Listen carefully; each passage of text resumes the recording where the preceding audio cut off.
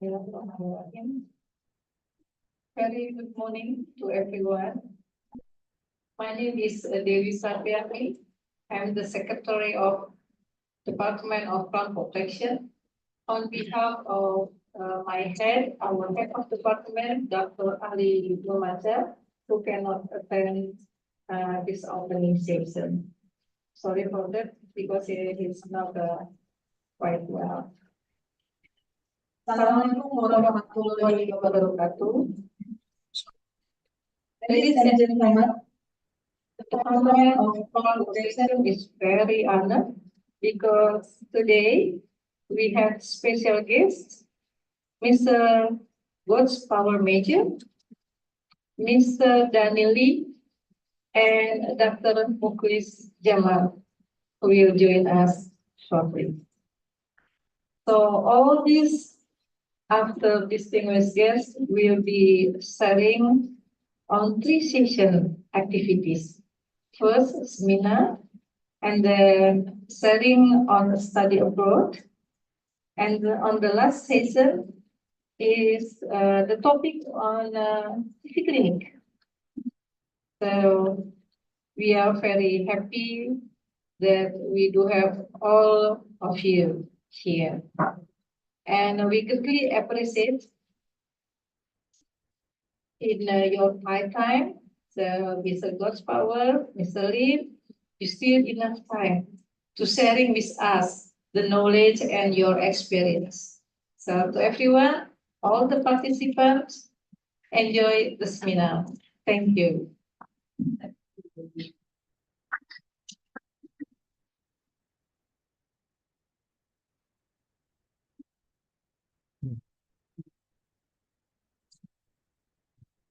So, I'm going to start in Indonesian first and to explain a little bit, and then I'll switch to English, okay? Oke, selamat pagi semuanya yang sudah hadir online maupun offline. Assalamualaikum warahmatullahi wabarakatuh. Terima kasih sudah hadir untuk bersama hari ini dengan Coach Power dan Daniel untuk mendengarkan pengalaman mereka di lapang ya. Bagi yang hadir online, mungkin saya mau menjelaskan sedikit, mungkin yang offline juga mungkin nggak begitu tahu ini siapa gitu ya, Coach Power dan Daniel ya. Jadi to give you a little bit background, IPB itu sudah 3 tahun bekerja dengan University of Cambridge.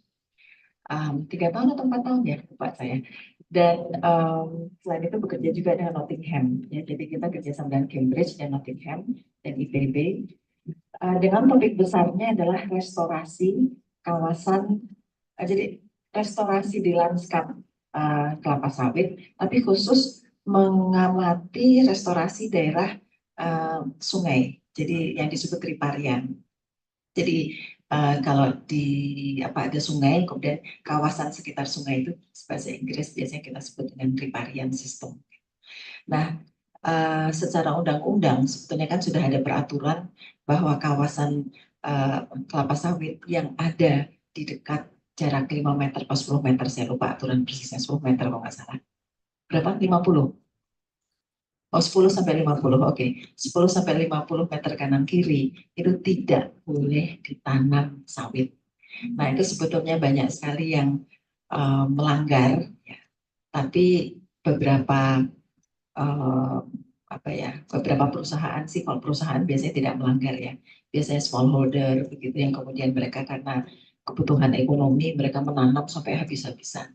Nah, jadi riset ini ingin melihat sebetulnya bagaimana sih kalau kawasan sungai itu direstorasi, jadi sawitnya dibuang kemudian ditanam dengan tanaman-tanaman alami gitu ya.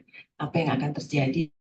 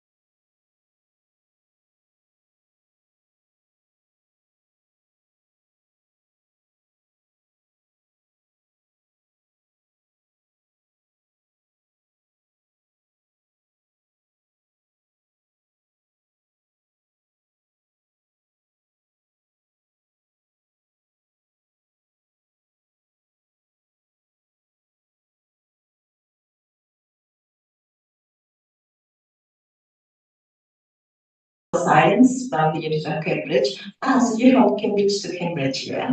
Okay. And also like God's Power is now at the Insect Ecology Research Lab at the Department of Zoology in Cambridge. And research experience, use the first complete global assessment of any insect order, Odonata, to determine threats faced by insect worldwide. Is this in Cambridge or in? I finally afford it. Wonderful. Okay, so the bachelor's project is using threats of learning about or assessing threat faced by insect worldwide. And then also have been working with data from UC and red lists and spatial mass mapping of species sensitive and exposed to different threats. Okay, this is very interesting. So you're focusing a lot on global issues on threats to insect because of global climate change, land use change, etc. Okay, and also have been working on investigation of the impact of regenerative agriculture on farmland pest management. And as God's Power, also assisting in collecting insect samples from Cambridgeshire farmlands, or sorting spiders. So you're a spiders expert. Okay. We have lots of spider species because we have been working in Jambi for 12 years. So we have many spider specimen if you would like to look at it. Okay, so you have been working with spiders, beetles, and this is very interesting. Design experiment testing the impacts of UV reflected flowers on pollinator activity. Okay, very interesting. So welcome to all of you, and let us start with God's Power first or Daniel first. Okay. Daniel, do you have like how many minutes? 30 minutes? Yes, 2 minutes. I just asked You just can less is also flying a little more a little bit. Okay.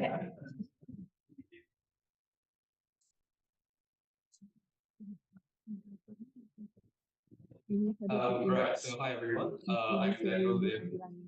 Today I'll be presenting to you my project studying the impact of riparian buffers on pollinators in oil palm plantations.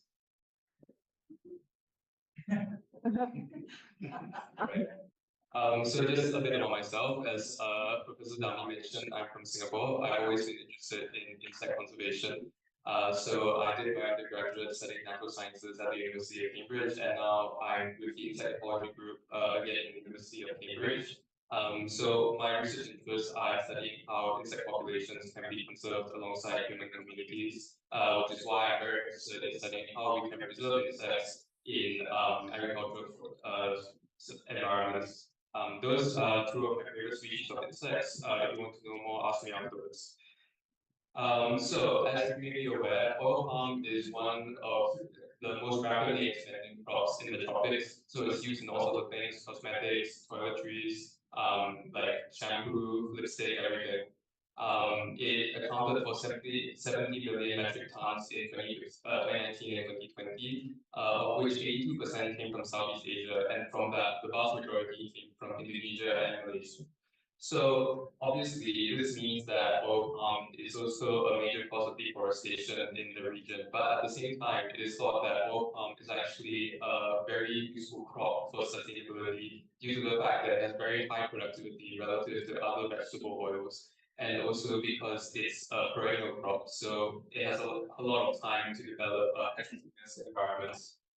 So there is a push to improve the sustainability of oil palm. In this case, sustainability refers to the resilient yield over multiple years in the face of ecosystem degradation. And this is driven by schemes such as the RSPO and the ISPO. Sorry.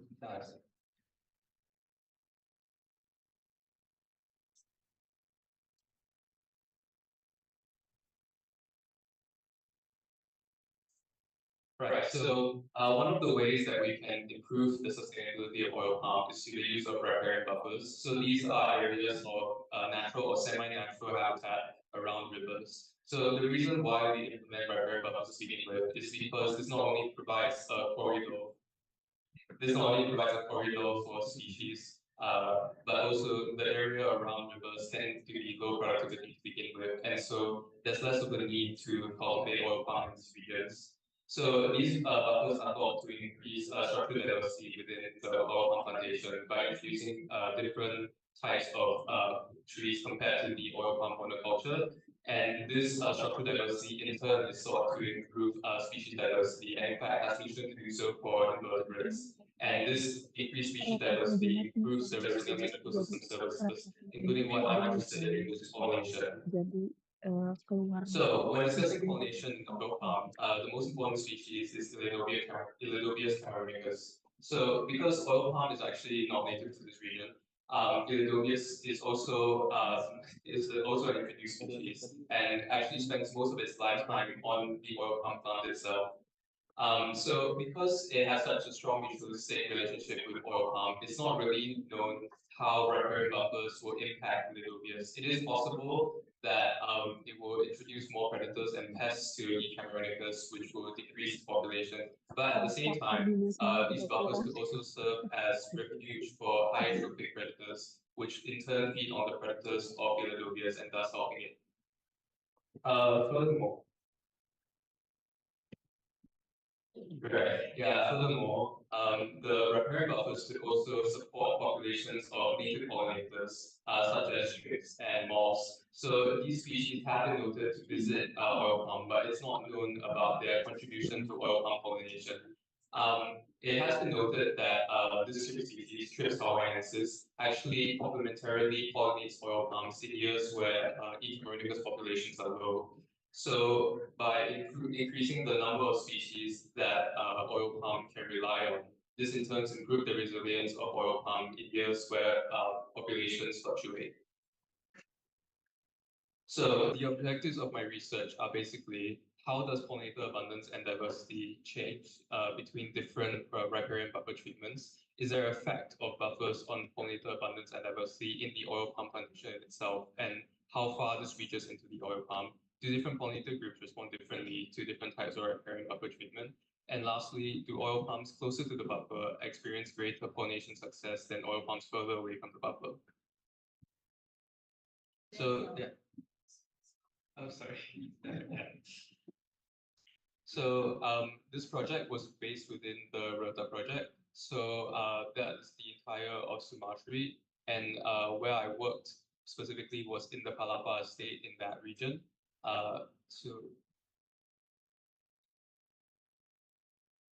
This is what it looks like. It has four different buffer treatments, A, B, C, and D. So D is a control treatment where there isn't a riparian buffer and trees are planted all the way to the edge.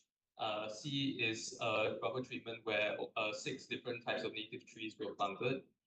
B is a treatment where the mature oil palms that have been grown for 30 years have just been left there, and undergrowth has been allowed to grow naturally. And A, finally, is a treatment where both the mature oil palm has been left and the 6 native species have been planted as well. So, because I'm looking at the pollinator abundance and diversity, I use sticky traps to observe what sort of pollinators come to oil palms. So in this particular sticky trap, there is a Danae egg fly in it. Hindi masisita dapat ito And juga each of these sticky traps were baited with cut male oil palm inflorescences to back prior to opening to ensure that there weren't any insects present. So by using these baited sticky traps, I'm able to identify species which are attracted to oil palm inflorescences.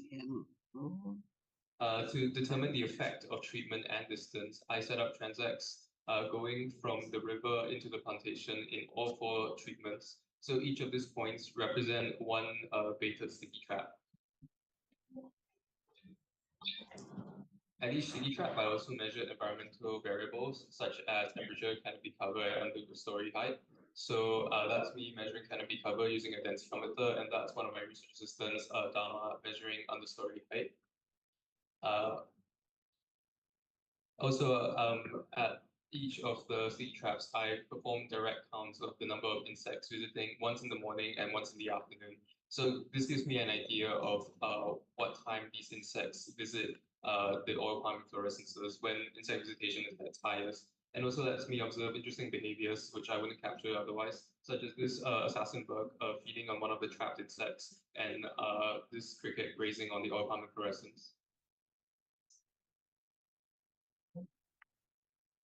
Lastly, in order to measure pollination success, I measured the amount of successfully fertilized fruit between different treatments. So this takes advantage of the fact that in oil palm, the fruits are either able to be fertilized or be parthenogenic, as in unfertilized. So by comparing the number of fertilized and parthenocarpic fruits, I'm able to determine what's the success rate of pollination across different trees in the different treatments. So first of all, what is this all amounted to? I have counted and sorted over 20,000 insects. The vast majority of these were E. cameronicus, and the next major groups were Diptera, Lepidoptera, and Phacothera, flies, moths, and tricks, respectively.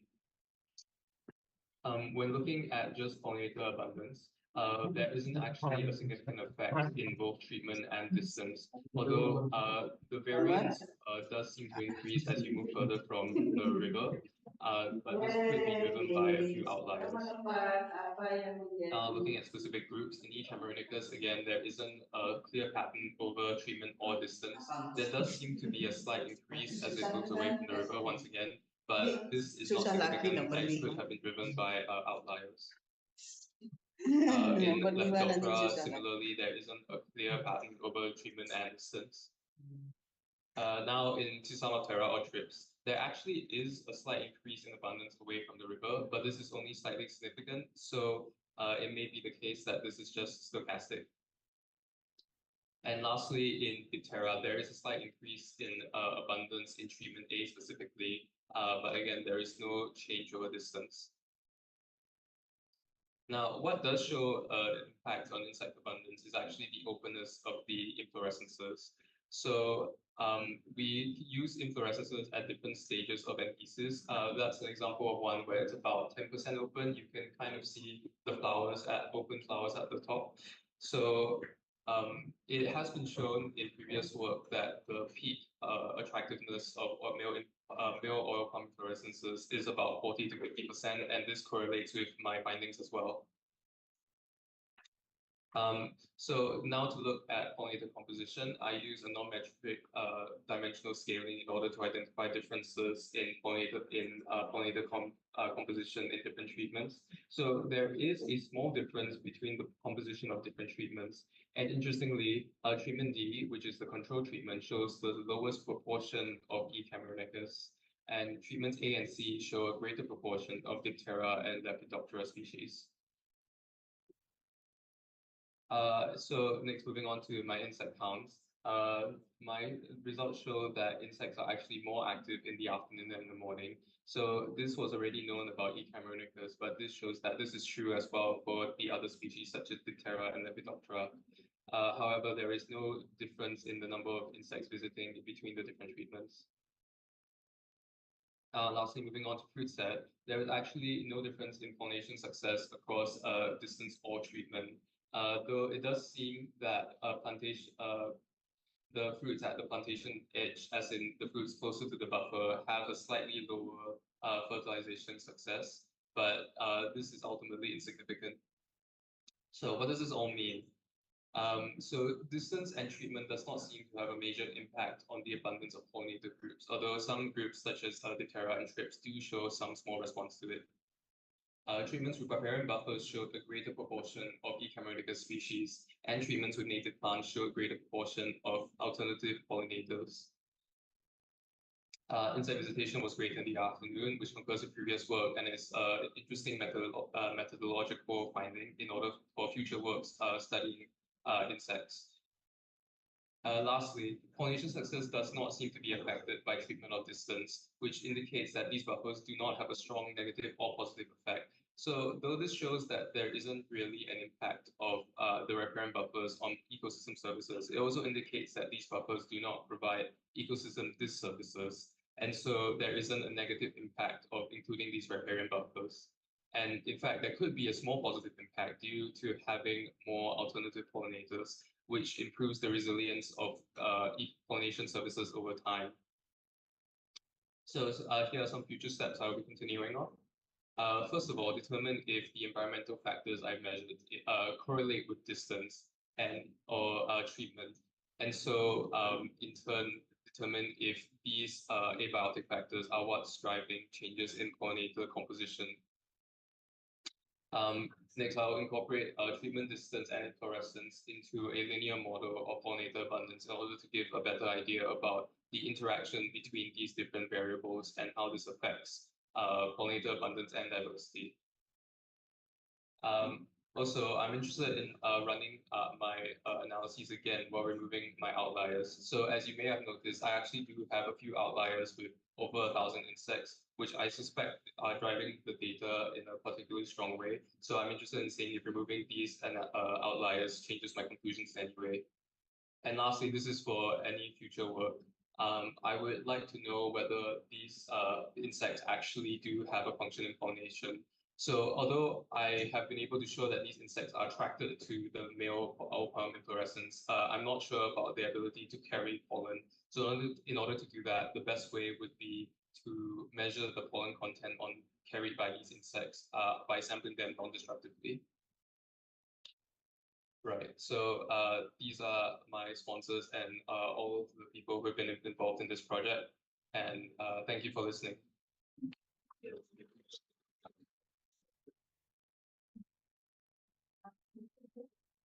Ada pertanyaan? Okay.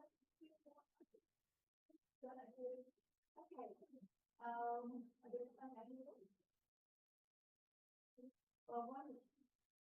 One interesting thing you mentioned about pollen. So I'll start. Okay. You mentioned about pollen, and you're wondering whether you're not sure whether the insects have carried pollen because of.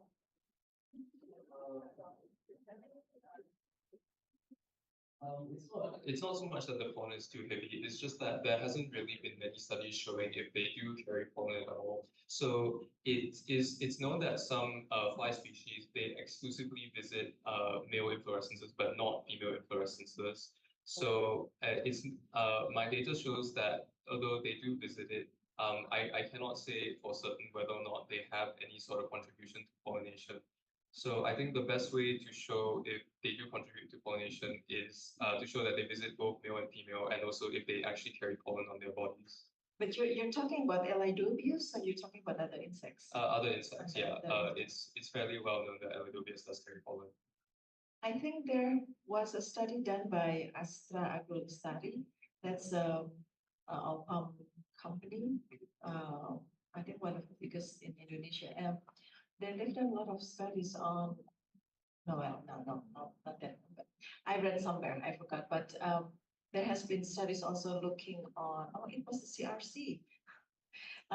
Looking at other insects that do carry pollen, but they're not sure whether that it's kind of bees, but whether the bee goes into the female inflorescence. Right. Okay. You know, just as you said, just because they carry doesn't mean that they can become pollinators. So yeah, that's very good. Yeah, I would be interested in studying the network ecology of this whole system actually, because I want to know like what insects carry the pollen from oil palm and whether these interact with the species in the riparian buffer.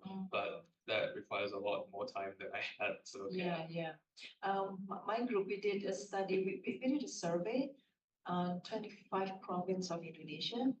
And our focus was on the bees that are in different landscape from Sumatra, Kalimantan, Java, Bali, Maluku, Sulawesi, etc. And it turns out that in Kalimantan and in Sulawesi, most of the bees that we collected, so we identified the pollen, and most of the bees that are collected, they have more all palm pollens compared to all the other pollens. So you can really see how the landscape affects the foraging behavior of the bees. It's very interesting. So, ada yang mau bertanya? Silahkan, ya langsung.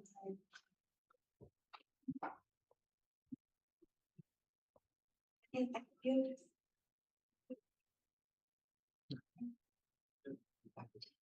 Okay.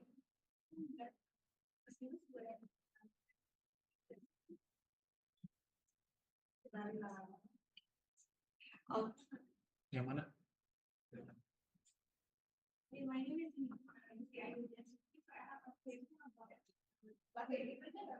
Dewi Sabun. Oh iya.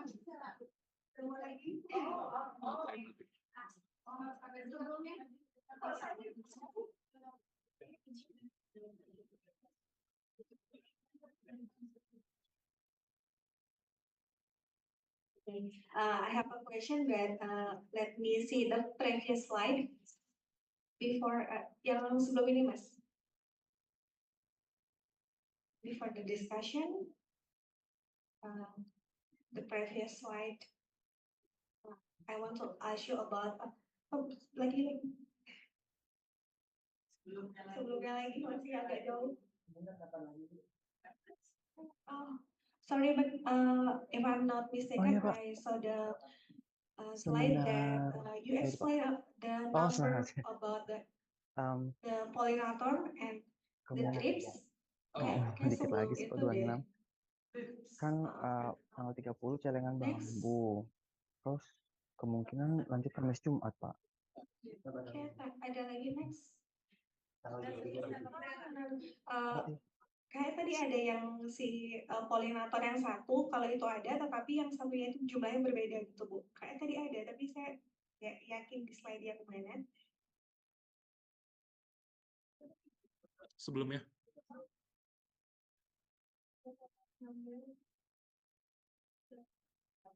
Oh, iya. Ini result. Oke. Result. Next.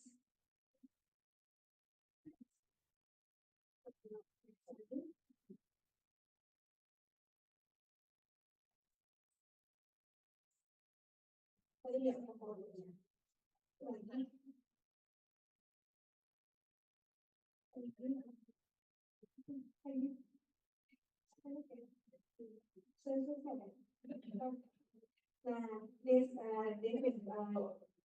This is the slide, and I want to ask you why the treatment D. What makes the number of the Cameronicus is the lowest proportion, but the other hands, the Diptera and Lepidoptera shows the number, the greater number when on the treatment D. And I also want to ask about the bees. Is there any bees that you collect during the reset? So for your first question, are you asking if why in treatment D there's more Thysanoptera? So actually I don't have a good answer for that, is the honest answer. So my work has shown that Thysanoptera actually it has a sort of negative correlation with E. cameronicus. So where there's more E. cameronicus, there's less Thysanoptera. But I'm not sure if that's just a coincidence or if there's like some sort of antagonistic relationship between the two. So that could be why there's more Thysanoptera in treatment D. But I can't confidently state like why there's a major difference. Actually, the other thing is that there isn't really a major difference, because the main difference between treatments D and the other treatments are in E. cameronicus. So it does look like there is a lot more Thysanoptera in treatment D compared to the other treatments, but this doesn't contribute like massively to the difference in proportions. This is done with a simple analysis that yeah.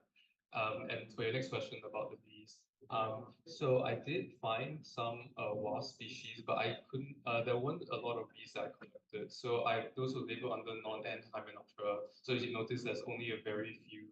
There's only a very small proportion of those within the insects I collected.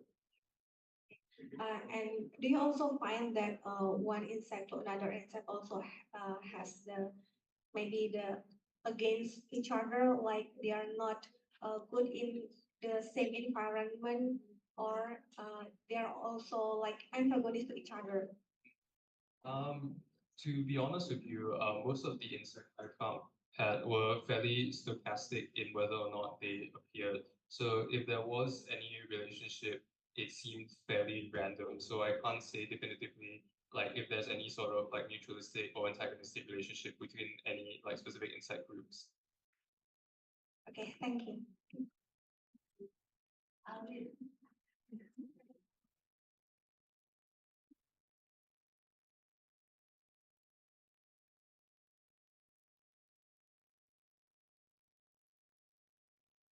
Assalamualaikum warahmatullahi wabarakatuh.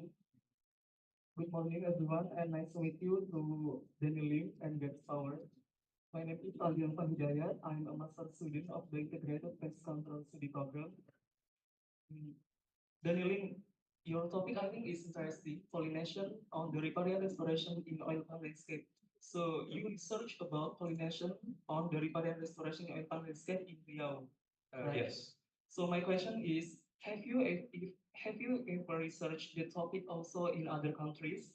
And then when compared to the results, what is the difference between the research you did in Indonesia compared to other countries? Thank you. So this is my first time working on oil palm actually, so I have not done pollination studies in other countries. I think it would be interesting to compare it to other regions of the world, for instance, in South America or in West Africa. But unfortunately, no, I can't really comment on what differences there are between countries.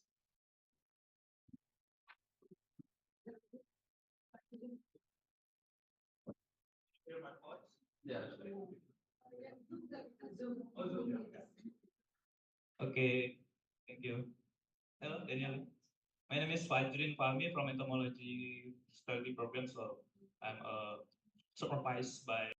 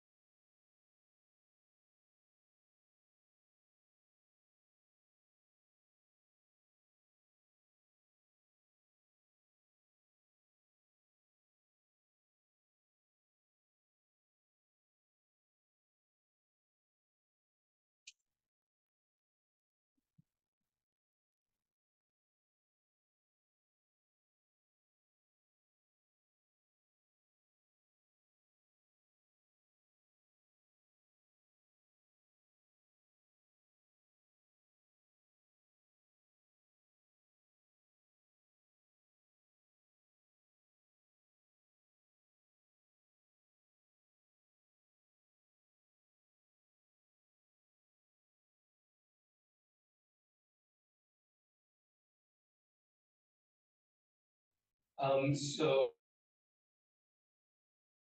just I completed all of this work within 1 month. So within that month, there isn't really a change in like flowering rate. Basically, I went where like all the trees were in flower. So this is when you would expect like the most pollination activity. I would say I would speculate that maybe in times where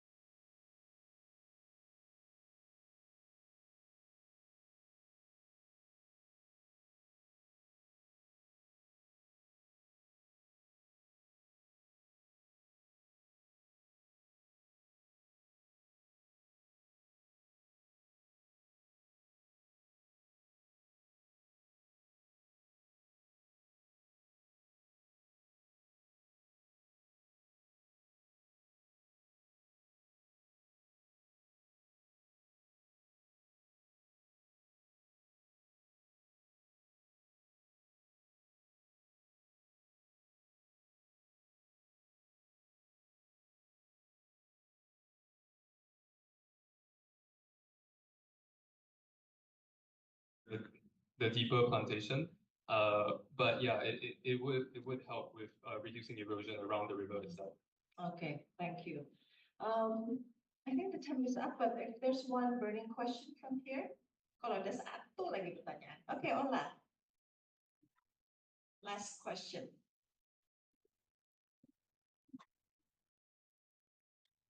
Hello, my name is Ola. I'm very interested in your research.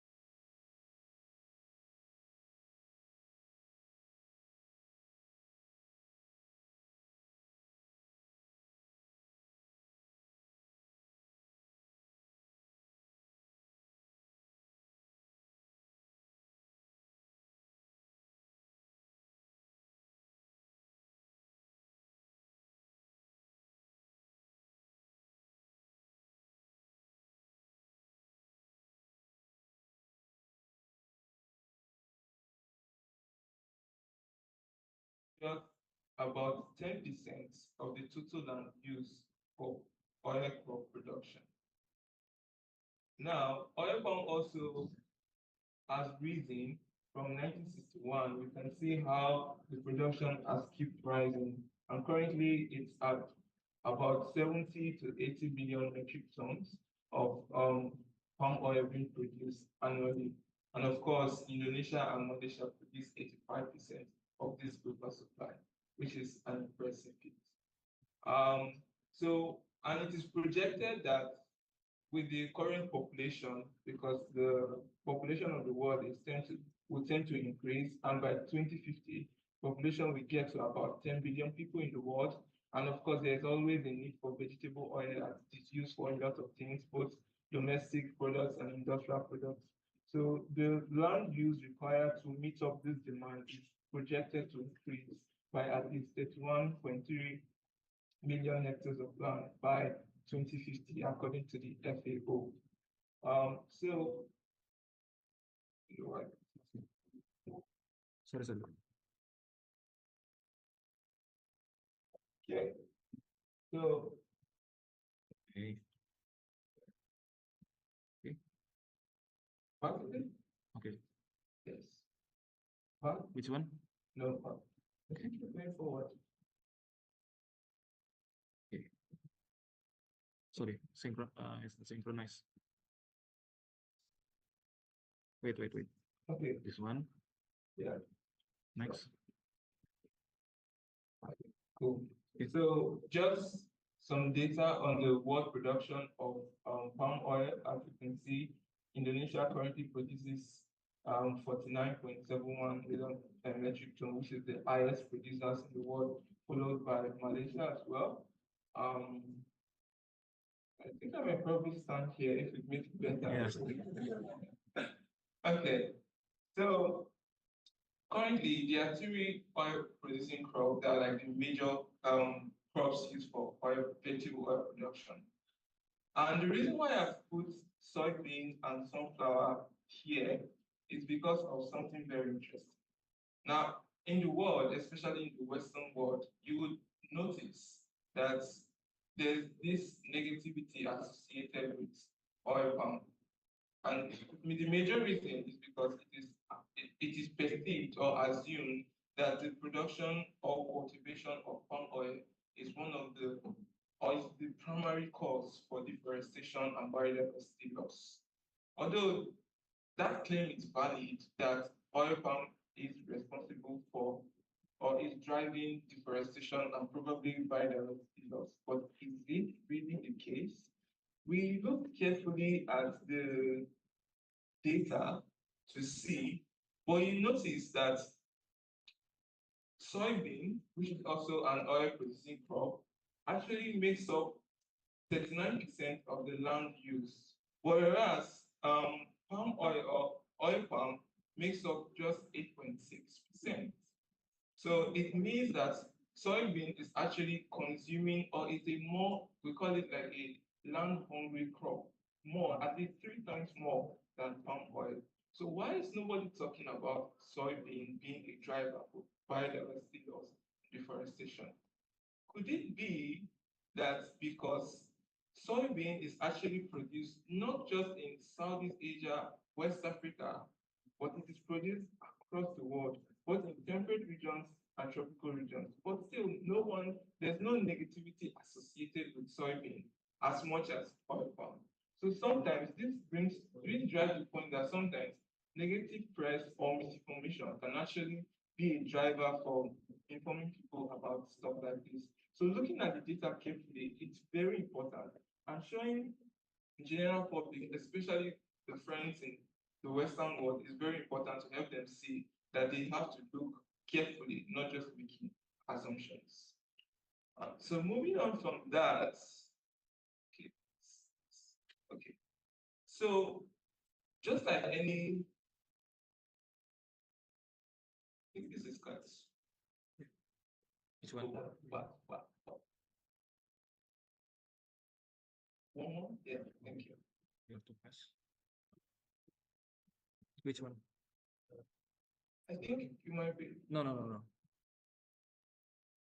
Okay, thank you. Sorry for that. So just like any other agricultural system, oil palm is also plagued with different types of pests. Now, two of the most important defoliating pests of oil palm is the bagworm and the net caterpillars. And this is a table that actually shows the distribution of some of the common pests found in the oil palm landscape. And you can see bagworm and net caterpillars top the list. And also, there are other pests of oil palm like rhinoceros beetle, which destroys younger palms. And we have the cotton grass or the cane rat, which is more common in West Africa. And we have other species of rats which have been found to be pests of oil palm. But the most important pest of oil palm is actually the bagworms and the net caterpillars, as shown in the image there. So, why restore ecosystem structures within the oil palm landscape? So currently, there's a developing should I call it a branch of ecology that has to do with restoration ecology. So the idea of restoration ecology simply means restoring a particular ecosystem or a particular area with the aim of course, increasing biodiversity, conserving biodiversity, but also increasing the ecosystem functions so that while you are conserving and while you are restoring, you are also trying to make sure that the agricultural system or agro ecosystem is improved upon. So how can we actually balance it up while we are improving biodiversity and also increasing ecosystem function? So that is the idea of restoration ecology. So there are various ecosystem structures within the oil palm landscape. Two of the most important ones, or at least two important ones that I know of, is the riparian margins or the riparian buffer, as well as the understory vegetation. So, but we'll focus more on the riparian um, margins and the riparian buffer systems. So, restoring ecosystem structures within the restoring this system can actually help to increase biodiversity and other ecosystem function, which we would soon see as we move on the slides. So, and why should we restore riparian margins in the first place? Now, amongst oil producing crops, oil palm actually provides a unique opportunity for restoration. This is because oil palm has a lifespan of 25 to 30 years, which you will not find in soybeans and most other oil producing crops because of the so much impact, because most of these crops, their lifespan is about 6 months to a year. So there's always harvesting and planting, which actually decimates any conservation activity that can be done there. Whereas oil palm actually provides the opportunity for ecologists and scientists to do that because of the long span it stays. So riparian buffers have also been shown to be important corridors or corridors for the movement of both vertebrates and invertebrate fauna. So because it can connect forests because of the increased vegetation that usually grow around the river systems or the riparian regions. So it is very important that this ecosystem structure is maintained or even artificially added to industrial or commercial plantations. Now, so there, like I mentioned, there are a lot of benefits to having a restored riparian buffer. But what we actually focus on here is riparian buffer in relation to its pest control services. So moving on, the aim or the objective of my postgraduate thesis was to ask this following question. The first question we asked is that we try to assess the abundance of the two important pests, operating pests, which is the bagworms and the net caterpillars. So we try to assess the abundance across the plantation, both in the riparian buffer and the commercial oil palms as well. Then we also try to assess the abundance of predatory insects. So the insects insect predators across the riparian buffers and the oil palm landscape. So there are a number of predatory insects, and some of them include, we have the weaver ant, which is Oikophylla species. We have assassin bugs, which I focus on the Cosmolestis, and we have the dragonflies and damselflies, and of course, spiders. So these are some of the most common predators that we focus on during the field season. Then we ask this question: does restoring riparian margins and riparian buffers provide pest control services? I recall you asked Daniel the question that is there really need to restore, because seeing that it may not be, there's no clear indication that it's providing benefits. But as we move on, you'll see that there is actually some benefits or a lot of benefits. And finally, we ask the question: does restored riparian margins provide suitable habitat and environmental conditions for insect predators within the oil palm landscape? So my hypothesis is that restoring riparian buffers increases pest control services within the oil palm. So moving on, the methodology is similar to Daniel's because it was the same field location where the project was based within the rector and the site, where we have 4 treatments, which is the A, B, C, and D, where we have, like Daniel likely mentioned, A was just mature farm and enrichment buffer. So you have mature farms, and we planted, it just planted 6 trees. I didn't plant them, they were planted 5 years ago. And we have the treatment D, where we have mature farm only. So there was no enrichment planting done, just mature farm and we planted palm trees. Then in C, which is very interesting to look at, there was no palm replanted, just 6 species of native trees. And D, which served as control, was just all replanted oil palms down to the edge of the river or the riparian margin. So each study, so those are the 4 treatments. Now within these 4 treatments, we had 48 plots. So these 48 plots include the buffer core, the oil palm edge, and the oil palm core. So the buffer core is actually 25 meters from the river. Then we went a bit further in 75 meters, that's the oil palm edge, which I refer to as OP edge. And then we have the oil palm core, which is about 200 meters far away from the river. So these are the various study plots, about 48 of them, that we used for this project. So totally, yeah, 48. And this is just like a schematic diagram from the Bethta and Reta project, showing the various points that we conducted our various experiments or surveys. So just the indices we measured. So during the study, we measured 3 different indices. So the first was the abundance and distribution of both pest caterpillars, that's the bagworms and the net caterpillar, and predatory insects. So we looked at the abundance and distribution. Then we looked at ecosystem function. Initially, we wanted to look at a lot more ecosystem function, but because of constraints of time and other logistics factors, we are only able to look at 2 important ecosystem functions, which is predation and insect epidemiology. And we also looked at a number of environmental conditions like the temperature, the humidity, canopy openness and cover, as well as vegetation composition and understory height, some of which Daniel already covered during his presentation.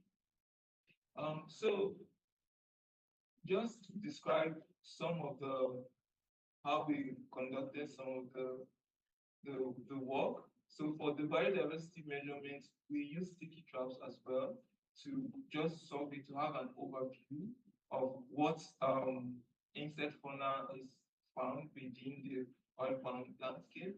Then I also did visual counts. So this method is where I walked along 2 replicates of 50-meter line transects across all the plots, which was not easy, by the way.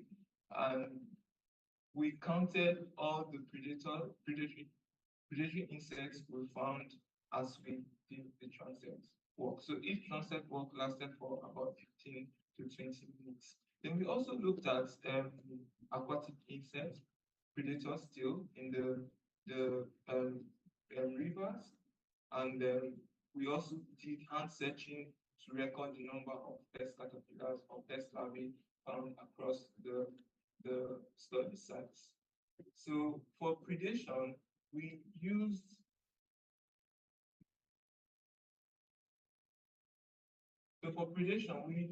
mealworms. Can you take it back one step?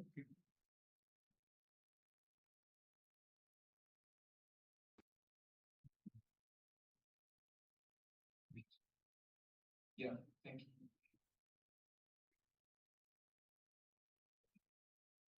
Okay, it's okay. So for predation, we use mealworm baits where we can see from the image attached 6 mealworms to palm fronds, and we suspended it in the canopy and we left it for 24 hours to record the numbers of mealworms removed. And we also sampled insect herbivory by collecting leaves, the palm leaves, and analyzing them with the image J software for the percentage leaf damages across the treatments and the plots. Okay.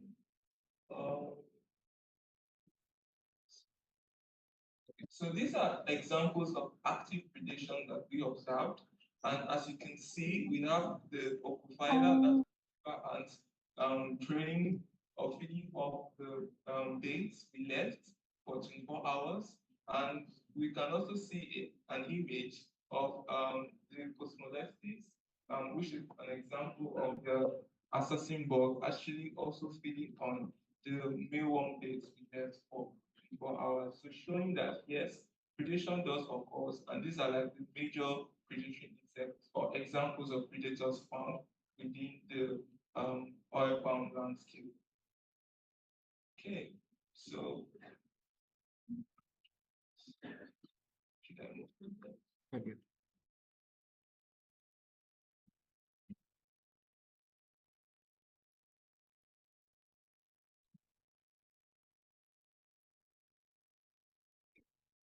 So these are some of the important insect predators we found across the Reta site. And we can see that the 5 major predatory insects that we found are the dragonflies, the damselflies, the river ants, which are the Phycophila, and as well as the wasps and Hymenoptera. So these are the common insect predators that you would find within the oil palm plantation. So just an overview of what we found. So moving, I don't know.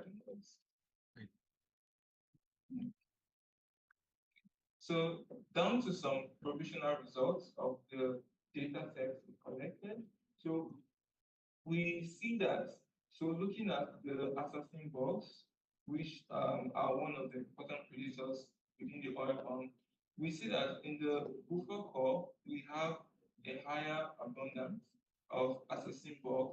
Then as you go down into the plantation, 75 meters and 200 meters, the numbers tend to drop.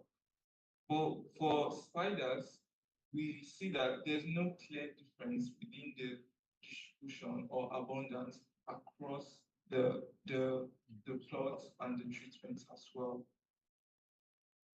Then we also looked at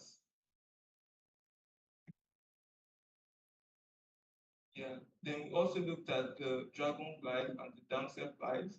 We also see that for dragonflies, there seems to be a higher number or higher abundance of dragonflies in the OP edge than the buffer core and even the OP core.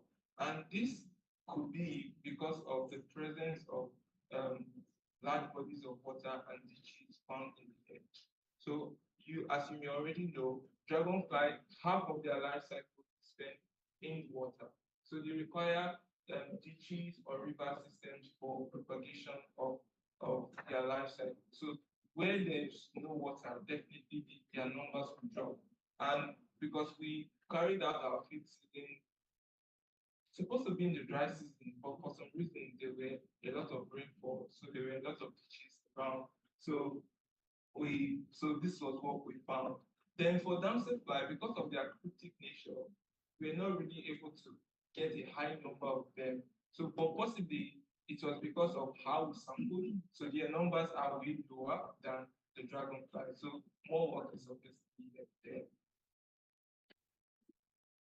Okay, so we also looked at the larvae of dragonflies and damselfly in the river, and we noticed that in treatment C, B and C actually, there's a higher number of dragonfly and damselfly. This may be as a result of the presence of increased canopy in this region, as the following slides will show. Okay. Then for weaver ants, we notice that there is a higher number in the buffer core, although not really high so much, but we notice that the number is always higher for weaver ants in the buffer core than in the OP edge and in the OP core. So then we also looked at the predation, but there was no really clear difference across the buffer core or across the plots or across the treatment, because we noticed that the predation was quite high across all treatments and all the plots. And finally, we also looked at some environmental conditions like the canopy cover. And so for the rectal sites, we note that the canopy cover is really high, covering from about 75 to 100% cover of canopy. And this might also be attributed to some of the plots being enrichment planting, as we see in the picture there. Okay, then finally we looked at the average understory height, where we see that for the buffer core, that is where you have the highest height in vegetation. And this is attributed to the way the plantation is managed, because the plantation is managed with the guidelines from the RSPO, where they try to minimize the amount of understory removed, because research has actually shown that maintaining the understory vegetation actually help to provide suitable habitat for a number of insect fauna. So the plantation in Real actually, they are doing their very best to try as much as possible to follow such directions, or to be certified. Then finally, so some preliminary discussions. So one of the things that we have noted from our collected data is that restored margins or restored riparian margins can actually is a potential bank or reservoir for predatory insects like the Cosmoletis and as well as the weaver ants. So having a restored riparian margin within the oil palm landscape it actually provides benefits. Although we are not exactly sure the amount of the pest control services yet, but we can clearly see that there's a potential there. And also we know that for spiders, which are the other arachnida, they are quite cosmopolitan. So whether you restore the landscape or not, they are found everywhere. And this may be attributed to maybe the resilience of spiders, how they are able to adapt to land use changes over time. So they may not really be affected by the ongoing restoration. And also we note that for the abundance of odonates, that's the dragonflies and the damselflies, often associated with bodies of water. So it's very important that across any plantation, there should be either natural bodies of water like the riparian ecosystems, or even artificial dishes provided, because providing such dishes will help to not only conserve but also maintain the population of dragonflies and damselflies, and they are important predators of the oil palm landscape, as stated by Luke et al. 2020. Okay, Yeah, and those were some of the examples of spiders we found in the plots. Okay, so a bit of study implications, or why should we carry out the studies, or what's the importance? So we know that conducting long-term, large-scale experimental restoration can actually help to improve our knowledge or bridge knowledge gap between biodiversity and ecosystem functions. And such long-scale, long-term experimental projects actually help to inform certification schemes like the RSPO, the ISPO on the way forward. Because like any development, it needs to be modified, adjusted to current circumstances. And if these researches are not carried out, there's no way our knowledge gap will be filled. So carrying out such research is very, very important. And also it will help us to understand and quantify the impacts and the benefit of restoring natural ecosystem structures like the riparian movement. Because preliminary data actually shows that restored margins actually provide services by increasing the population of at least the weaver ants and some species of assassin bugs.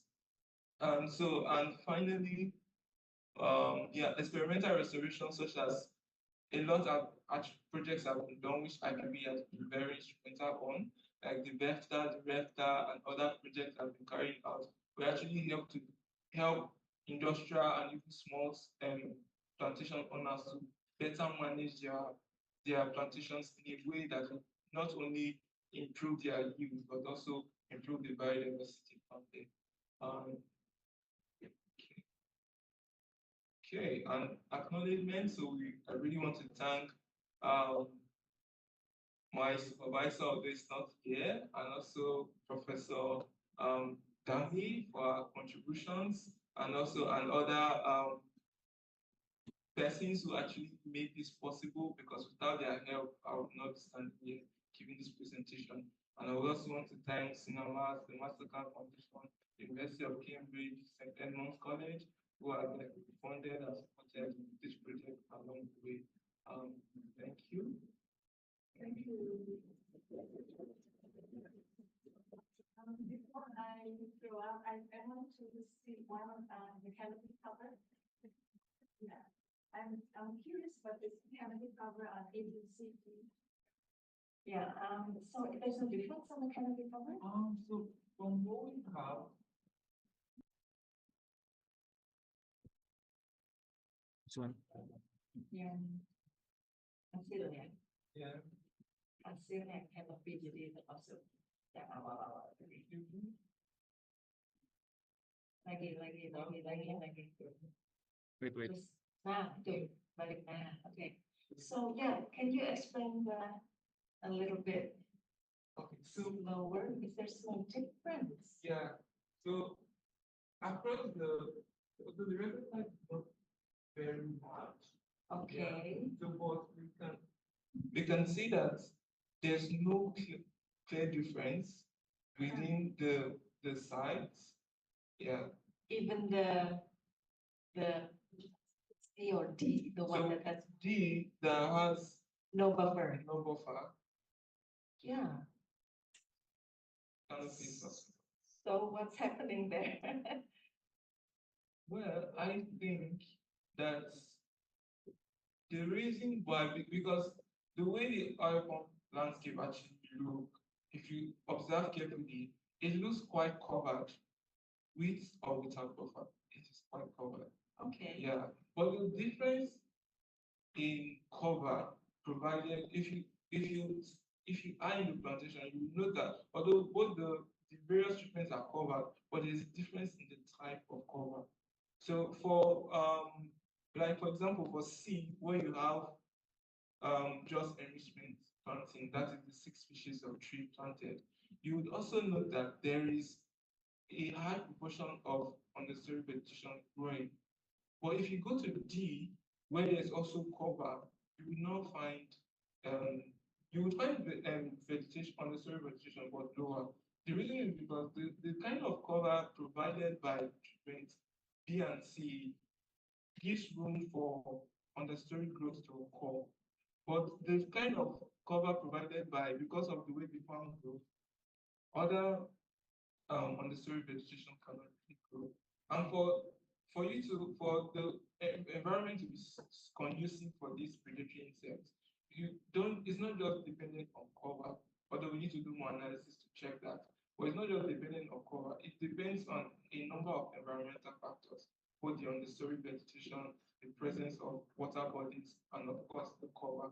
So all of these play like a role in making sure that the environment is conducive. But when you have cover and no understory vegetation and no maybe water body for dragonflies and damselflies, it's not consistent. So that's why the treatment C is very, very important. Okay, thanks a lot. So, there's an online question, but maybe the first. Ada pertanyaan, silahkan. Okay, first one, Atun, and then Fajrin. So Atun first. Mungkin kalau itu bisa pakai itu kali ya, bisa nyala nggak itu ya? Bisa, tapi kalau di ininya connect nggak? Maksudnya yang Iya. Masuk. Maksudnya Masuk, suaranya masuk. Hello, Dr. Flower and Atun from Prof. David's lab. So about canopy cover, I'm wondering, can you explain in more detail how to measure this canopy cover? Like what kind of tools and how it works? And then I'm also wondering about dragonfly and damselfly larvae, how you identify them? Like, because I think it's a bit difficult to identify larvae.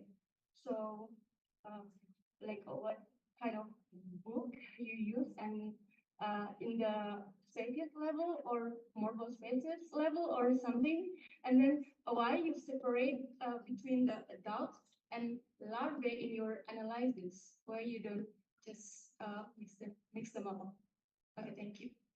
Thank you for your question. So for your first question about how to measure canopy cover or canopy openness, so we use the spherical densiometer. So it's a simple device that you just hold, and it has like a circular frame that is transparent. So it actually reflects the cover, and it has about 96 quadrants in it. So you actually count the quadrants that are closed, so that the closed quadrants actually make up the cover. Then the open quadrants actually make up the openness. Then because it's 96 box, you have to make it 100% by multiplying by 1.04. So that's how we calculate the canopy cover or openness. So I hope that it's a bit. I hope that's a bit. Yeah, it's a bit technical. Yeah, at first it was technical for me, but once you get into it, you understand it. It's quite simple. But there is a kind of signal or number or something. Sorry? The result in the tool, so then you can calculate Okay, it. no, you have to. It's quite an analog tool, so it does not give you a figure. So you have to calculate it yourself. Although there are more sophisticated equipment to calculate that, but that was not provided. So we had to make do with what we have. Yeah, but it's quite efficient and accurate. Yeah, and it has been used separately over the years. So your second question that has to do with why I separated the adults, dragonfly, and larvae is because they are not in the same environment. Although they are the same species, but they actually are in different environments. The larvae lives in the water, and the adults is terrestrial, so aquatic and terrestrial. And there are other factors that affect the larvae. For example, the vegetation on the side of the river, the canopy on the river, that's also a factor. And the speed of the river. So because we also recorded, although it's not here, which will come in further analysis, we measure the speed of the velocity of the river across the various treatments from A to D. So those factors actually play a role in influencing the population or the abundance or distribution of dragonfly and damselfly. And some other research has also shown that dragonflies, the adults, for example, they prefer areas that have higher canopy openness cover. That's why you find them probably more closer to the edge, which provides a bit more openness for them than shaded area. So because of all these factors, we know that it's better to separate them, although it's the same species, but separating them will show a more final result, or if there's a trend at all. Then for the last question about identification, so the smart tree has a well-developed identification guide for dragonflies and damselflies, which are used, but we didn't go up to species level or morphospecies, yeah, because of the constraint of time. So we had to stick to just the other level. But in my subsequent report, we note the different type of species because there were quite different type of species of dragonflies found within the site. So those various species have been noted. And because of the guide that was already done, provided by Smartree and Cambridge, it's easy to identify. With the guide, if you are in real, in that site, with that guide in hand, you don't really, it won't be stressful to identify this species of dragonfly because it's quite clear. Okay, so all the specimens are there. So because of restrictions, so we didn't collect dragonflies because we are not permitted to collect. Okay, So so we took photographs of the various species found. So we have the notes about the species, but we didn't collect species for dragonflies. so you collect photographs for the larvae also. Yes. I was fortunate to be able to collect the specimen lab because the research Smartree was collecting for their annual survey. So I was able to use that. So they just merged the time with Okay. my research and their work. Okay. Papa, is there something that you would like to say before I throw to Rini? Because I see your face. It's like, okay. Yeah, it's a good idea though, if we can collect, because we want to know the abundance is also the species morphology, I think species. So you cannot measure the index, something like that? No, not in this. Yeah, okay. How about in the future, if we want to have a student working there, do you have any idea how to better work or something like that? Well, first, the major challenge is getting the permits to collect. Yeah. Oh, So, but if the student has a permit to collect, then it becomes easier. okay, to get that's the- without a problem. Yes. Okay. Well, actually, there's a way of doing it, and you let the Indonesian collect it, even though you go to the field and you also collect, but as long as there's an Indonesian who comes with you and do the collection with you, actually it can be done. Oh, wow. So there's some, navigating, yeah, in Indonesia, a lot of that. But okay, Rini, you want to?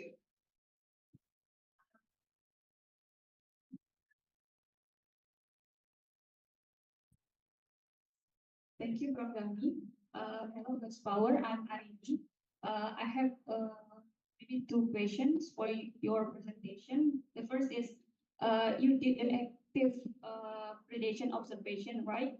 And can you tell us about the challenges you face while you do the observation? Because I think it will be so hard because you have to wait, wait in the field. And the second one is, can you decide which predators play the most role in the ecosystem between ants or assassins or spider or odonata? Thank you. Thank you for your question. So for the first question about the difficulty in carrying out protocol for predation, yes, it was quite a challenge, especially for treatments C and B, where the trees are high and the palms are also about 15 15 feet or so. Yeah, 15 meters, yeah, 15 meters. Yeah. So, well, we had to take the baits up to that height. Yeah, but there's a system that the research assistants use where we tie the baits. So they put like a heavy object like a stone and tie it to like a rope and they throw it up. I couldn't throw it, but they were able to throw it. They threw it up there. So once it's in the canopy, then they allow the stone to come down. Then you just simply just take the bait up and you leave it there for 24 hours. Then the next day, after 24 hours, you come back, then you just bring it down and observe. So that was how we carried out the predation. Although it can be a challenge, but if you have the right person who has the skill, it can be done. Then for the second question about which of these predators are actually the most efficient or most important, well, more analysis needs to be done on that.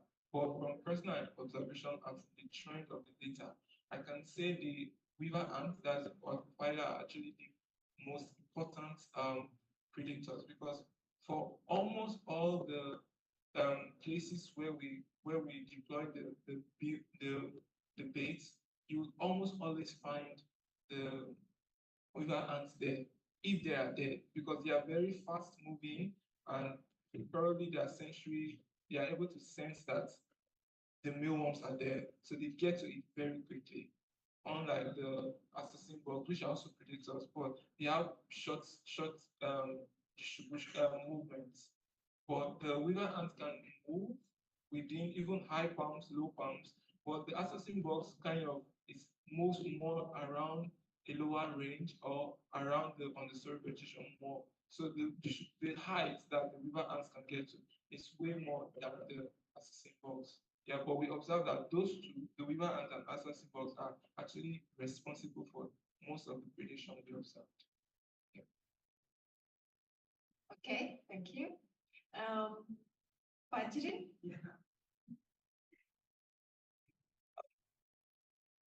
Hello, Jake. Okay, hello, first of all, my name is Martin. Well, I have a question for the mail before. To ask that you said that the restoration has no effect on the spiders, right? From the looks of it, but more analysis needs to be done. Okay. Okay, can you give us the reason? And as I know that the spider needs stands to make especially for the aquifer to make the pulp, right? That's why the restoration. I believe that the restoration actually works for the paper spider. And what kind of spiders? I don't know. I met a lot of kind of spiders, from the teeny one to the large one, and what kind. So I don't think that the restoration has no effect to the spiders. Well, so for the spiders, because we didn't really go down to the species level, but we found across the plantations, there are both you find the large ones and the smaller ones as well. So what we didn't really, because of the issue of collecting, so we couldn't really collect like analyze the various species. Or across, so we were just noting others like across, so more like distribution and abundance, but we didn't get down to the species to know which of them. Yeah. But I think more work is needed to actually know how, because from what we have collected, it's unclear how the restoration affects them. So probably more in-depth studies required to really understand if they're really affected or not. So the final question is, do you believe that every spiders works for working as the pest control or not? No. I don't think so. I want to ask you because I collect the spiders. I don't think that that thin spider works on the pest. The thing. Well, from my personal observation, so I can't remember the exact species, but some species really have very wide web cast. So, and I observed moths, like that the adults moths or caterpillars or some caterpillars that are stuck on the web, and whether the spider eats them up, I'm not sure, but I was not patient enough to wait for that to happen.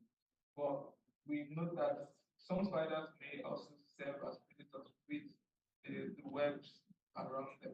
But probably a student needs to, or one student needs to like study that to really ascertain if that's true. Okay, thank you as well. Okay, there's a question on the online, so I'd like to read it. There are three questions from Nurfianto, the same person that previously asked. So the first one, how is the composition of insect pests, natural enemies, and pollinators, and in the riparian zone associated with pests?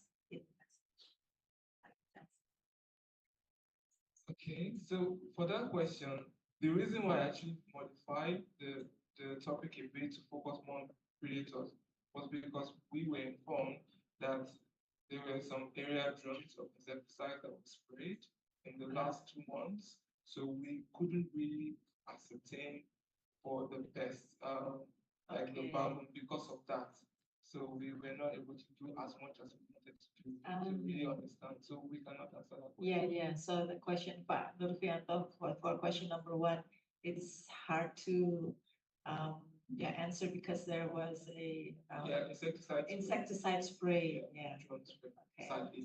Okay, sayang sekali. Question number two. How does the riparian zone landscape and management affect fire caterpillars infestation and their natural enemy? Same question. Ulat api para Pak Parasan. Okay. Ulat So- api bahasa Inggrisnya apa sih? Nettle, Okay. the nettle caterpillar. So we did survey for the net caterpillars, but we found very low numbers. We did find some caterpillars, but not net caterpillars. So we are not sure if the riparian buffer, restored buffer, is actually helping to increase or reduce the numbers. But from my personal observation and from the data, since the numbers of predatory insects are much higher, so probably these weaver ants and assassin bugs feed off on or any caterpillars found. So probably that will also contribute to the reason why we may not have really found high numbers in this study area. So definitely the riparian buffer plays a role in increasing the number of predators, which will also prey on these caterpillars.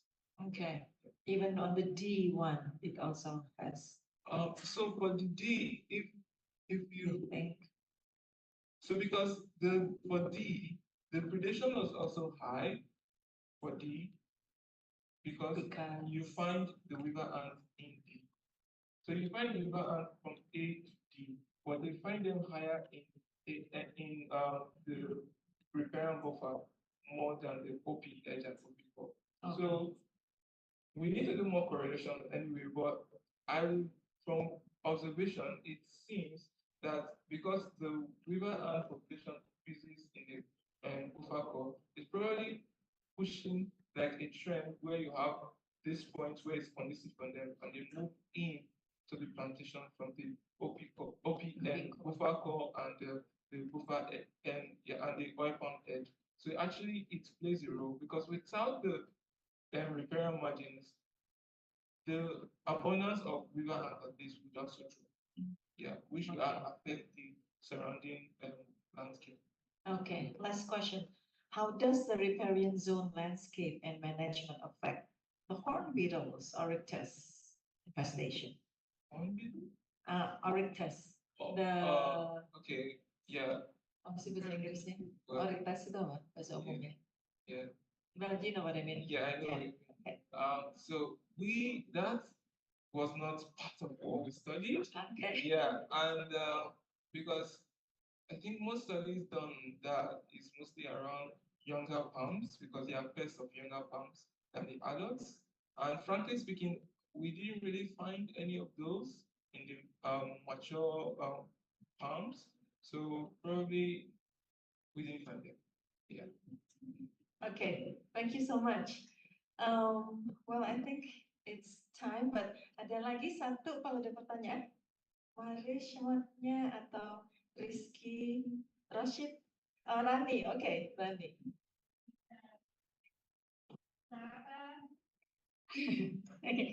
I was wondering about ants. why did you just mention apabila marginal study? Is there any specific reason for that? And for with the method you carried out, did you also find other species? Maybe that's all.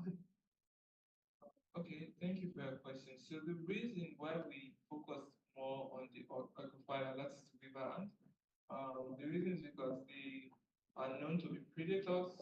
However, but other species of ants have not been identified to like the species level. So if we focus on all the various species found, that would expand the scope, which is actually a good thing. But because of the limitations of the study, we have to focus on one species. But we also found other species of ants preying on some of the baits, but we didn't because we couldn't collect, so we could not identify them to the species level. So we focus on one that at least we know the species, so we can identify it. Yeah, so that's why. So for like suggestions for maybe for like future studies, it's important to actually look at the composition. First of all, the species composition of ants within oil palm plantation. Probably that has been done, but I'm not sure. Then we also need to look at the predation of these various species composition, so as to actually tell which of these ant species is actually the major driver for predation. Okay, thank you so much.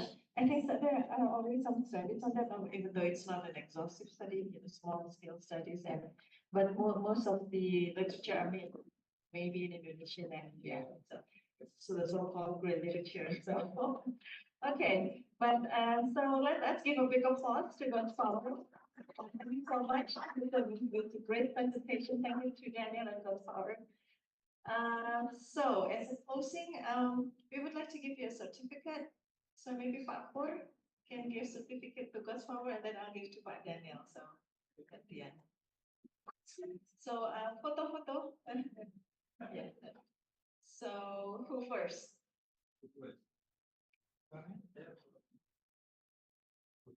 Daniel. Okay. Daniel, kamu. Ya. Pak Pur. Daniel. Okay, thank you very much. Ditunjukin di foto. Fotonya nggak dibuka, Happiness. Oh.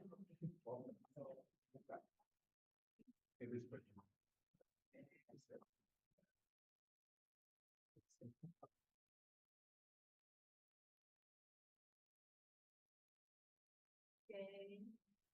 And now, thank you so much. Wait, we go.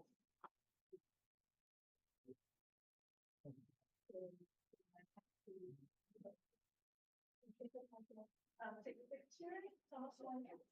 Sama semuanya boleh. Sama semuanya yuk. Let's take a picture with everyone.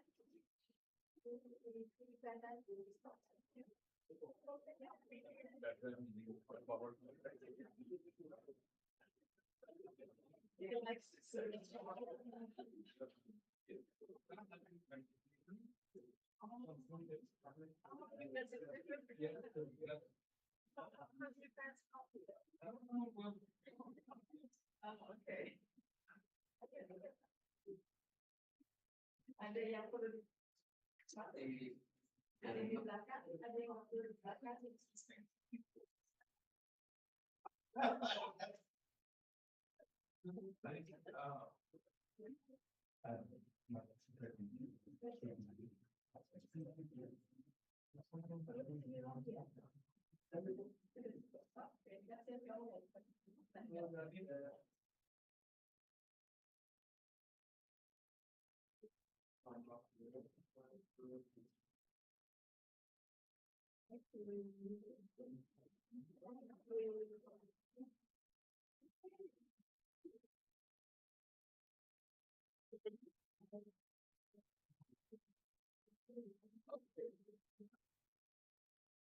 Untuk sesi berikutnya perlu break, mau kamar kecil. Oke. So we'll have a 5 minutes break, then we'll continue to the next session.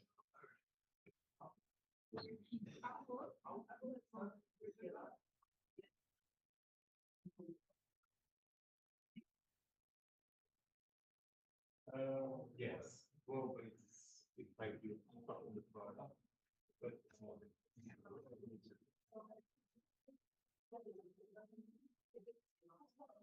Yeah.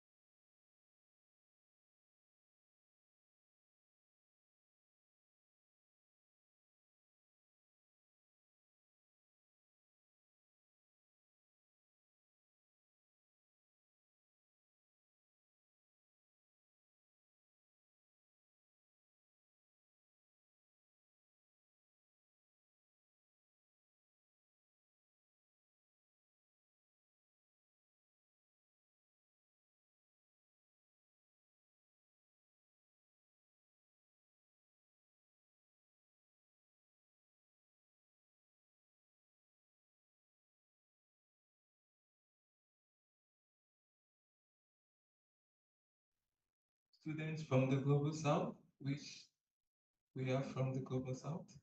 Yeah. So just Wait. so I have identified like 8 keys that we need to like be very familiar with if we are like seeking to gain international opportunities, maybe scholarships or funding. So I will start with saying my master's degree is funded by the MasterCard Foundation. So it's a scholarship attainable in Cambridge and many other universities like Edinburgh, and in the US. So you have like the MasterCard Foundation scholarship, and they're interested in like sponsoring young people to become better and then probably change the world if they can. Yes. Then for my PhD, like as I mentioned earlier, it will be funded by the Gates Cambridge program. So that's also like another scholarship attainable in Cambridge. Yeah, so Gates is particular to Cambridge. So how was I able to like secure these scholarships? So some of the things I have done over time is to first strive for academic excellence because that's like your first key because these opportunities are out there, but they are very competitive because you are literally competing with the world. So you need to be at your A game. So if you are like an undergraduate student or a master's student, it is important to give your very best to your academics so that you could get a very good grade because they have not met you. So the first thing they meet about you is your grades. So your grades can actually tell if they would give you a chance or not. So if you're applying for a scholarship, for example, or admissions, and your grades are like 4, that may that may not mean that you are not a good student, but that may put you at a disadvantage. So that's important to note. Then secondly, you want to identify your research interests.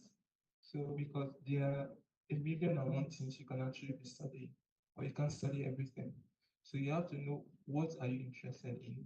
And graduate school is not a very easy process, as many of you must have realized. So it's important you are researching something that you love or at least like, so that when the road gets tough, you'll be able to like still keep going because it's something you have a passion for. So it's important to note what your research interests are early enough and identify people in your faculty, like the professors that probably have the same interests as yourself so that you could work with them. So for example, if you're like a master's student or an undergraduate student and a professor here is doing similar research, there's nothing wrong in approaching them and telling them that you would love to work or collaborate with them. People feel collaboration is only for maybe 2 lecturers or a professor. No, but students can also collaborate with their professors and share their ideas with them and work with them because you are trying to build a portfolio, to build yourself, your research portfolio. So you have to start from somewhere. So the best place you have to start with is the professors or faculty members you have here.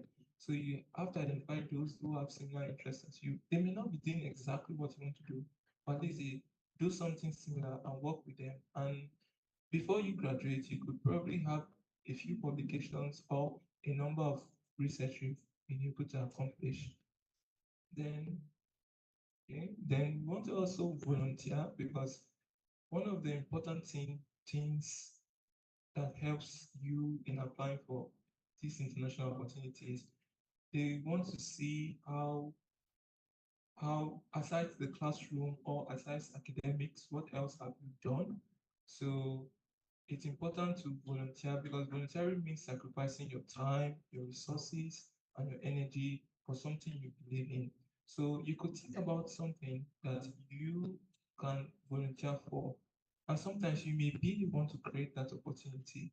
So just to give you an example, when I was in Nigeria, I wanted to volunteer for certain things, but the opportunity was not there because Nigeria is a country where there are a lot of researchers, but sadly, the government doesn't really pay so much attention there. So, and in one of the problems I identified was in the curriculum of students, there is very little about things like climate change, conservation, biodiversity, and stuff like that. So I identified that, okay, this is something that young students need to know about because it can actually inspire them to choose a career in that line, right? So, but there was no program that was doing that. So I decided on my own, for my own resources and my time, went out of my way to visit certain schools, speak with the head of the schools, and decided to go and teach them these things. I wasn't paid for that, but it was a part of volunteering because I loved to do that and I saw a solution I could create. Yeah, and I also plan to do that in the coming years. So you want to think about something. The opportunities may be there for you to volunteer, but if they are not there, think about something and create it. Because when applying for scholarships or funding, you have to be intentional. You want to stand out. So for you to be able to stand out, you want to do things that make you stand out. And volunteering or creating your own niche is something you can do. Then so the next point is to seek mentorship because no one is an island. So seeking mentorship is very important because it can provide immediate guidance. And the best people you can get mentorship from are like your professors, researchers, and academics in your faculty because they have been in the business of research and you understand how it works. So they will be able to give you guidance on how to go about research and identifying maybe your research interest.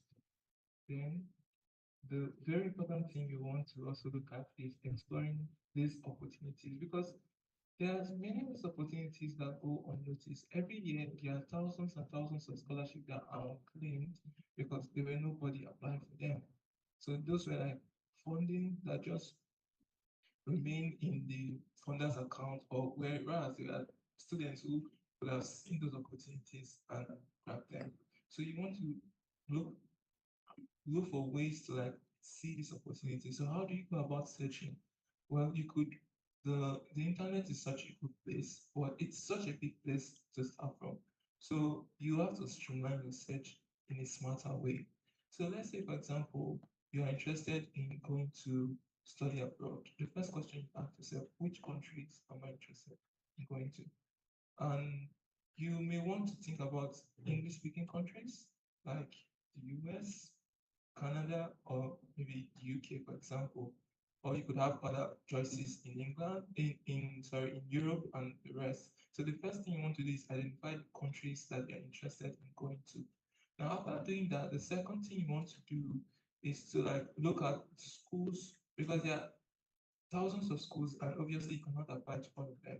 So look out for schools that have funding. So when I say funding, it could be in terms of it could be in the form of scholarship or assistantship that they provide to international students. So the way you can get information. So let's say you're interested in University of Cambridge, you can go to the website of the school and look at the department you're interested in. Then after looking at the department, look out for funding opportunities for international students.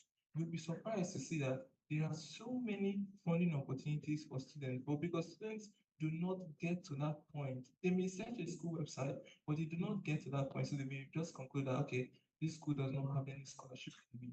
So you want to take your time to identify these funding opportunities. And for example, University of Cambridge has up to 1,000 different funding sources, just Cambridge alone. And there are a number of schools in the UK and US that provide such funding, especially for international students.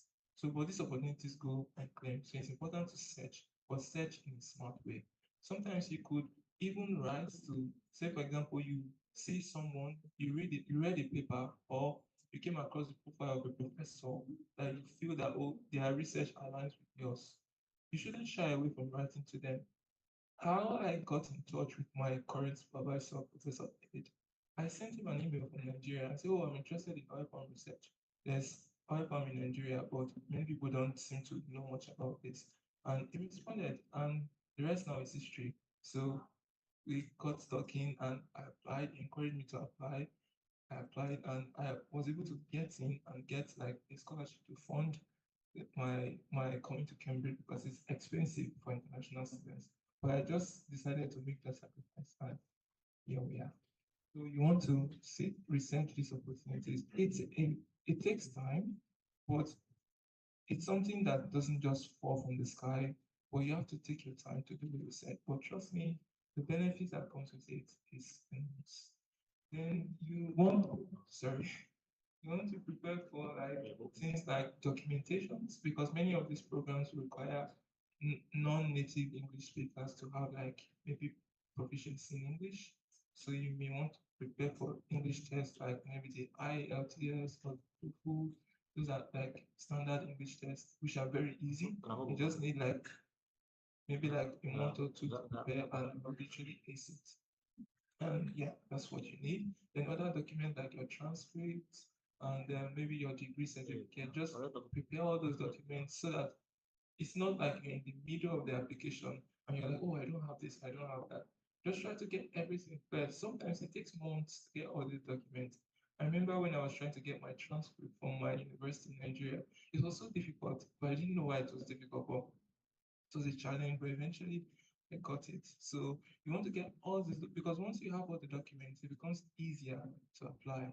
Because some persons start the application and they don't have something and they start looking for that document, and before you know, the portal closes and that's gone. Then one other very important thing you want to look out for is recommendation letters because for these opportunities, they ask you for recommendation letters. So like so who can actually write a good recommendation letters for you? Obviously your lecturers, your professors, but sometimes these persons may not know you very well. That is where collaborating and volunteering comes in now. So if you identify professors or researchers in your faculty or department that you can work with, working closely with them makes them to know you even better. And in that way, they'll be able to write a stronger recommendation letter for you. Because your application, no matter how good you are, if you are a first class student, you're very intelligent, if your recommendation letters are poor, chances are you won't get in. So your recommendation letters carry weight. So if you're still in school, maybe you're undergraduate student or maybe you're a master's student, you can start building a strong professional relationship with your professors now, so that probably when the time arrives, when you need them to write these recommendation letters for you, they'll be able to write not just, oh, is a very good student, but they'll be able to write strong points that will make you sell. Because remember, you are competing with the world, literally. You're competing with people who have perhaps people who have better opportunities than you are going to maybe higher schools in terms of ranking than you, but that doesn't really matter. If you are able to put everything in the right place, you will be able to stand shoulder to shoulder with these persons. The school I went to for my undergrad in Nigeria, the ranking should be like maybe 1,000 and something. It doesn't even come close, but that doesn't really matter. What matters is making the right steps, and eventually those opportunities will come. Fine. Yeah, so I think that's all. I'm preparing other documentations like writing your statement of purpose, motivation letters, and that goes back to a point that says, why did you want to go to graduate school? What's the reason? So identifying those reasons will actually help you to write a very good, strong motivation letters or statement of purpose. But if you just want to go for going sake, you will not. It will also reflect in what you write. So it's important to look in depth and ask yourself these questions, and it will help you to write a strong application. So thank you very much.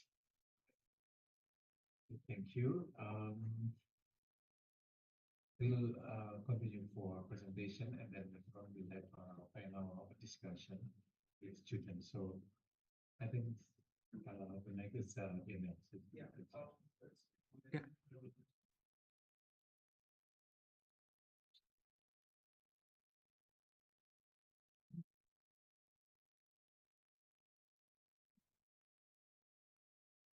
Yeah, hi everyone. So as I mentioned in my presentation, I actually did my undergraduate in Cambridge before I did my postgraduate studies. So in a way that gave me a bit of an advantage because it let me interact with these professors firsthand. But I think the first thing I need to emphasize when you're applying to postgraduate studies, especially in the UK, and I don't think it's in the UK, is that you should first identify a professor who does work in an area that you're interested in. So literally when I was planning to do postgraduate studies, what I did in the UK, they have a group of universities called the Russell Group, which are basically considered like the top research unis. It's like a list of 30 unis, I think. So for all of those 30 unis, I looked through all of their faculty lists to find which professors I would be interested in. And then I just emailed them to ask, hi, I'm interested in insect conservation. Do you have like any projects that might be available for me? So I think this not only gives these professors like an impression of a good first impression of you that you are proactive enough to reach out to them, but it also highlights if they have any opportunities available. Because obviously, with such a long list of universities, each with their own like funding opportunities, you probably don't have time to like go comb through every one of them. But if you are able to talk to someone who is already within that system, it really does help you find like funding opportunities. Um, so yeah, speaking of funding opportunities, within the UK, because international students do pay a lot more than domestic students, oftentimes there's a sort of a segregation between funding opportunities for domestic students and funding opportunities for international students. But these opportunities for international students do exist, although the reality is that they are often a lot more competitive. But at the same time, it's worth applying for them if this is something you feel strongly about. And with a good enough CV, it is definitely possible to get these opportunities. And even after you get funding, within a lot of UK unis, there are opportunities for further stipends and grants for like research. For instance, my travel here was actually funded by my college rather than myself, so I got a small amount of money to pay for my flights. An important thing to note if you are interested in applying to postgraduate studies in Europe as opposed to the UK. In the UK and the US, I believe it is possible to go straight from a bachelor's degree to a PhD. But in Europe, it's actually a lot of the programs actually do require a master's degree. So for those of you who already are in a master's program or are planning to, this actually gives you a big leg up compared to like a lot of say like UK students who only have a bachelor's degree to go off of. Just very briefly about life in the UK specifically. So the first thing you note is that it's very cold. It's very wet a lot of the times. It's not particularly enjoyable, but you get into it. To be honest, the worst part about being in the UK for me was the food. It's not even the taste, which it the complaints about the UK food can be a bit exaggerated. It's not that bad, but the worst part of it really is that a lot of it is really expensive. So a lot of the times in my time in the UK, I learned to cook myself. If you are able to bring a rice cooker with you, it is honestly, yeah, it is a lifesaver.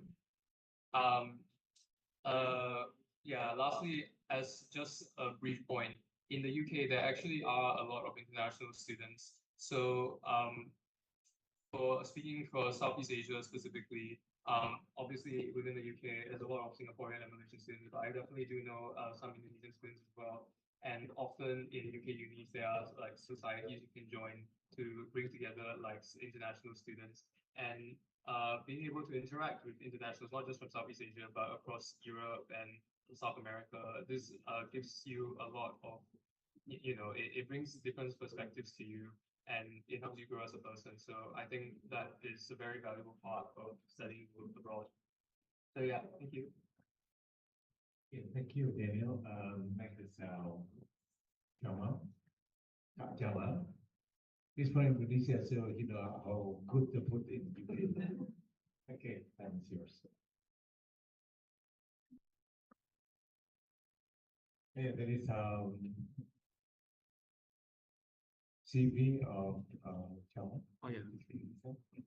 The CV. Sambil dulu ya, jadi selamat siang, assalamualaikum warahmatullahi wabarakatuh.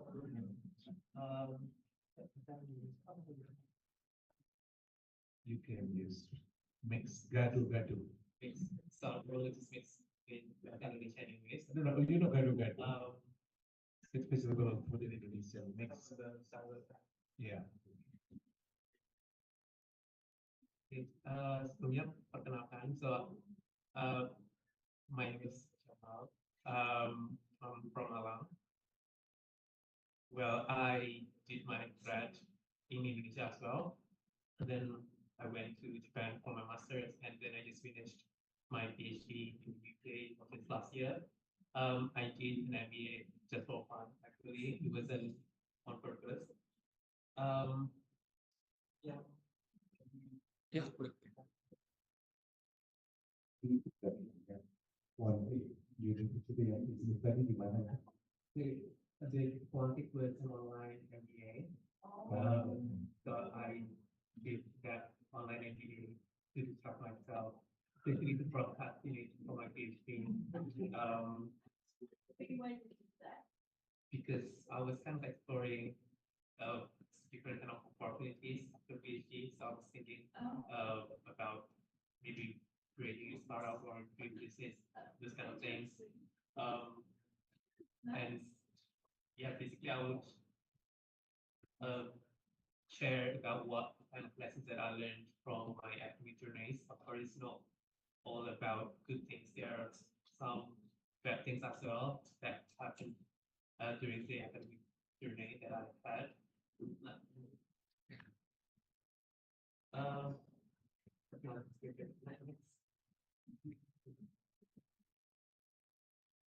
So the story begins actually long time before I start my undergrad.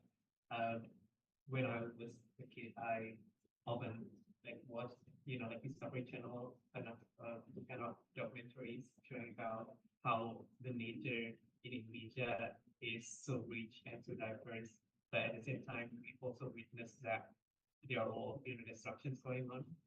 So that somehow inspired me to study biology for my undergrad. So yeah, it's basically like fast forward. I've been through my mainstream from academics from undergrad, masters, and so on. And when I was in my undergrad, it's basically just like what normal university students like we do. Ada kuliah, ada praktikum, laporan, basically like all those things. Nothing special actually, and I finished my undergrad with.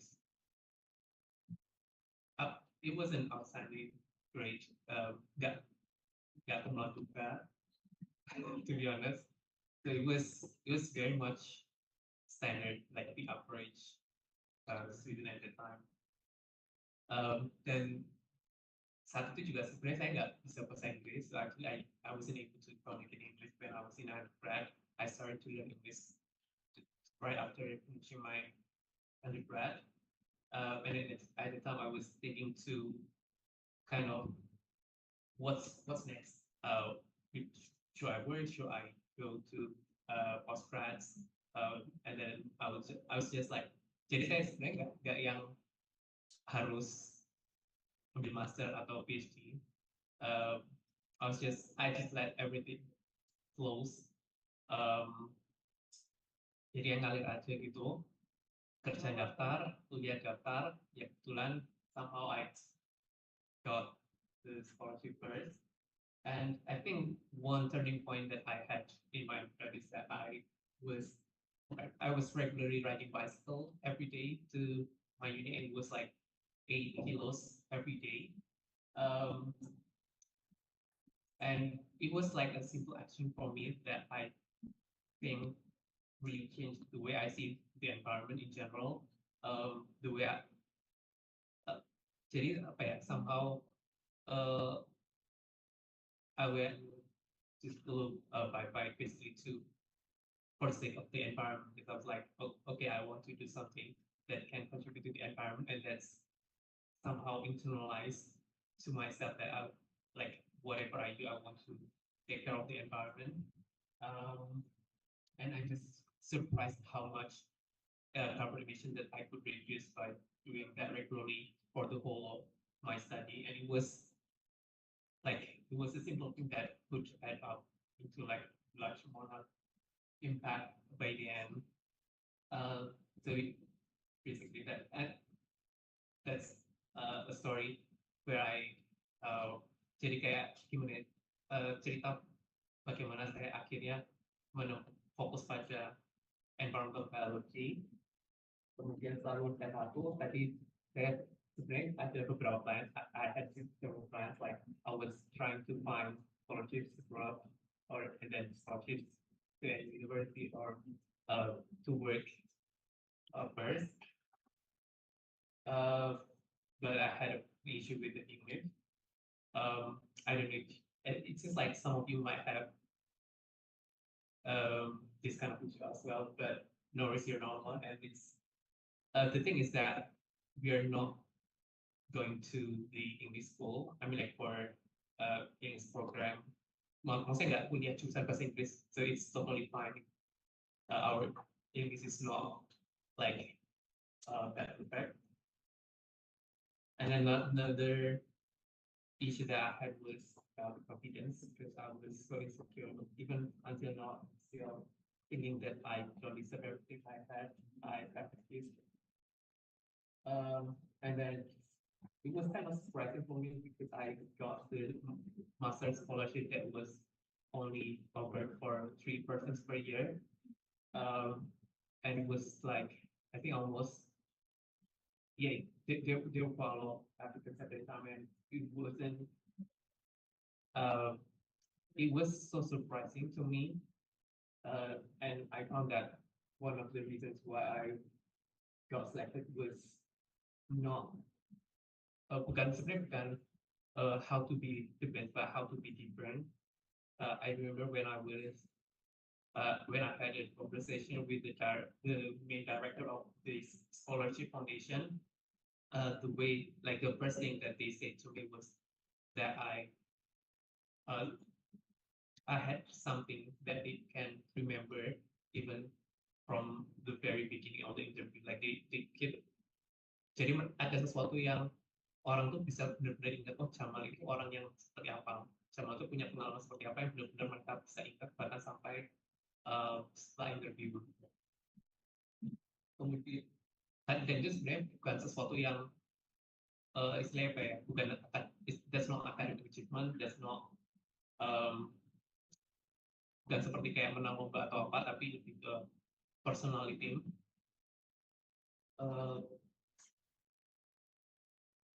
So when I did my master, I was thinking that jadi ini kalau sebenarnya kalau untuk dapat ijazah saja kan sebenarnya semua orang mungkin bisa dapat ya, tapi saya mencoba pikir apa yang bisa saya lakukan yang bisa membuat saya punya pengalaman yang berbeda, yang sebenarnya itu nggak harus juga dilakukan, tapi ya saya lakuin aja gitu. Such as any conferences, taking such a strange class. It was like an Arctic science class, which is kind of useless for a tropical ecologist. And I did some kind of research as well. I did some kind of sports that injured myself along the way. And yeah, so there's something that I learned at the time. Intinya jangan sia-siakan kesempatan yang ada. Bahkan jujur sebenarnya saya iri dengan labnya Pak Pur Budami, karena benar-benar atmosfer yang dibangun di lab sini itu benar-benar saya bilang sangat positif dan sangat mendukung perkembangan self development dari orang-orang yang ada di labnya maupun di fakultas ini secara keseluruhan. Terus juga if you don't get the opportunity, then make it. Jadi you don't have to wait for the opportunities to come. You can create your own opportunities. Just some kind of schools. Dan satu hal juga terkait di Jepang yang saya rasakan bahwa mungkin orang berpikirnya di Jepang tuh di sana etos kerjanya baik, padahal di sisi lain menurut saya itu adalah pola hidup yang sangat toksik yang sebenarnya kita di Indonesia harus bersyukur bahwa kita tidak setoksik itu sikapnya. Kemudian fast forward, I got my PhD in Oxford. It was surprising as well. I didn't expect it because I moved my subject from plant ecology into zoology department, so from let's say from plant science into animal science. But somehow I made it, and it's not because I was academically convincing, but the way I told my story to during the interview, for example. Jadi kayak yang terpenting adalah bagaimana kita menyampaikan tentang story-nya, kayak apa yang membuat kalian mengambil keputusan itu. Misalkan apa yang membuat saya mengambil keputusan untuk akhirnya studi di zoology department. Yang kenapa kok, kalau mungkin orang berpikir kenapa nggak konsisten aja dari tetap plant ecology lanjut ke plant ecology, tapi saya memilih untuk tidak gitu. Dan selama itu ada istilah cerita, story behind that decision, I think that will be fine.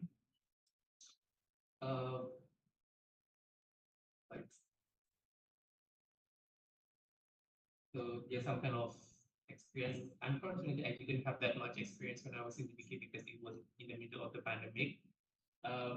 I just had some kind of experience, let's say about a year. And one particular thing that I wanted to emphasize is that the support from my supervisors was so outstanding that he flew all the way from the UK to Indonesia for, let's say, a week just to see how I collected my field data. And yeah, I appreciated that a lot. Another thing that I learned from my supervisor is about the work-life balance. I saw that he was even able to go to the ultra marathon. He went to see the performance of his daughter in the school, and so somehow that inspired me to be that kind of person. And I think like keeping your mental health is important. Long-term perseverance is the key, because especially for the PhD is like a long marathon, long distance marathon. You don't see the end.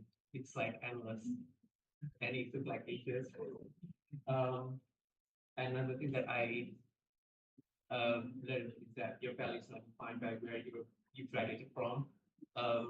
Bahkan kadang saya sebenarnya malu gitu ya kalau mau tanya lulusan mana, mau dari Oxford tuh malu karena kayaknya nggak pantas gitu kayaknya. Jadi tidak sesuai dengan ekspektasi yang mungkin orang-orang bayangkan. Dan yang terpenting adalah ya value dari masing-masing dari diri kita, dimanapun misalkan kita studi. It's a bit personal, but I also that the UK civilization was built upon colonialism. Things that I feel proud of, like being Indonesian, because we got our independence through struggles,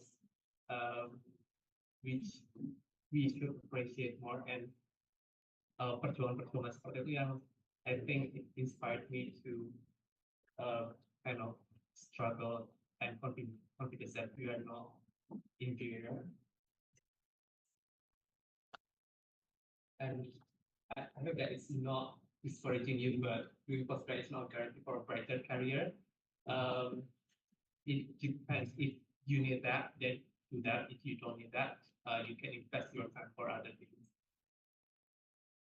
Well, of course, it's not a bad thing to expect, but it's not like 100% guarantee. So basically, as Indonesians, we can do that because we have the flexibility. Kayak gimana kita punya fleksibilitas yang mungkin tidak dimiliki orang dengan budaya lain. Yang saya rasa itu sebenarnya kelebihan sebagai orang Indonesia, especially if we work with the field science, let's say agriculture, when you go to the field, there are so many unexpected things. Dan saya rasa sebagai orang Indonesia kita menghadapi misalnya kayak hal-hal yang unexpected itu kayak bukan hal yang bikin frustasi banget gitu karena kita udah terbiasa. Mungkin juga we have such a strong apa ya istilahnya kayak value that family is the first. I think that's the good thing. Wherever we are, yeah. And then jadi mungkin ada juga orang yang beranggapan bahwa orang Jepang itu lebih kerja keras daripada orang Indonesia. Padahal sebenarnya, in fact, Indonesians are way more hardworking than, let's say, Japanese. We woke up, let's say, at 3 or 4 to pray to cook or anything. At the same hour, let's say Japanese people they are still sleeping at that hour. They just already they like that at 7 or 8 things. We actually work much harder than them. The fairness I think of that we have is something that we should proud about. But there are of course things that we need to deal with. And I think the first thing, at least for me personally, that I have to deal with is the inferiority. I thought that I wasn't good enough. I didn't deserve like good things, this kind of thing, or even with the English, I was thinking that my English wasn't enough. I don't know if you also face the same thing. Please start to think differently, start to be more confident, self-disciplined, and then be more long-term oriented. So for example, if you want to make a good track record for your job or for your postgraduate applications, you need to think about you need to build like your experience, your track records slowly in the long term. It's not something that you can build overnight. And then the local values that we have, we should hold that strongly. I think. So yeah, I think that's all for me. Terima kasih. Yeah, I'll silakan Pak. Lot of motivation and philosophy. Okay, let us give applause to the audience. Okay, we open a discussion now, and any student would like to have a question. Silahkan. Atau silakan, sudah saya lihat. Silakan.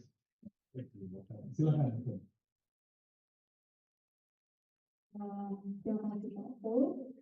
So I would like to ask for maybe each of you. So the first one for GP. So I'm wondering about a MasterCard scholarship. Is there any age limit to apply that scholarship or not? No, there's no age limit. Okay. Also like limit from after your graduate from your bachelor degree, like and then you want to go to the master, there's no limit. There is a limit. Yeah. So the Mastercard Foundation, to the best of my knowledge, fund mostly postgraduate studies. So they fund a few undergraduate, but it's just some few schools, but mostly in African schools, like universities in Africa. But for like in Europe or in the US, Mastercard fund more of postgraduate studies.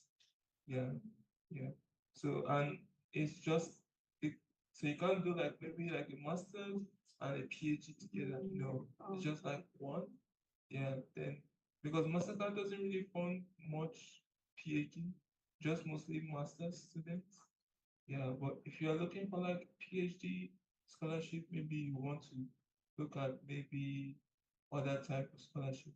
but not Mastercard for PhD. Okay, thank you.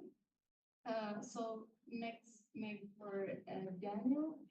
So you mentioned about studying in UK, it's possible to go from undergraduate degree to go straight to PhD. So can you explain more detail how to find about the opportunity? Like we go straight to their website, university website, and also all the university in UK mostly offer that kind of program or no? Thank you.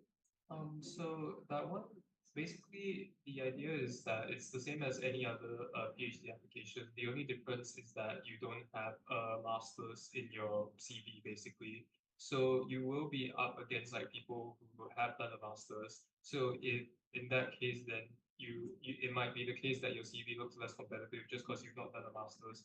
But I definitely do know people who have gone straight from undergrad to a PhD just because like their CVs were impressive enough that they managed to outcompete everyone else. So yeah, that's definitely an option available. And applying for PhDs I'm not sure if this is true everywhere, but in the UK at least, it definitely varies from uni to uni. So you have to basically go into each uni to see what sort of programs they are offering, whether or not like you have to make up your own project or you can just like tag along to an existing project. Yeah, that one it varies a lot from uni to uni. Oke, thank you. Terakhir untuk Mas Jamal, mungkin kita bahasa Indonesia aja ya, Mas. Dan keren banget sih tadi karena tadinya saya pikir Mas Jamal dari lahir memang dari orang tua yang udah belajar bahasa Inggris karena bagus banget. Terus tiba-tiba ngomong nggak pede dengan bahasa Inggris, bahkan selalu dari UGM itu kayak wah keren banget. Karena sejujurnya saya sama Rani itu berdua lagi struggling untuk itu.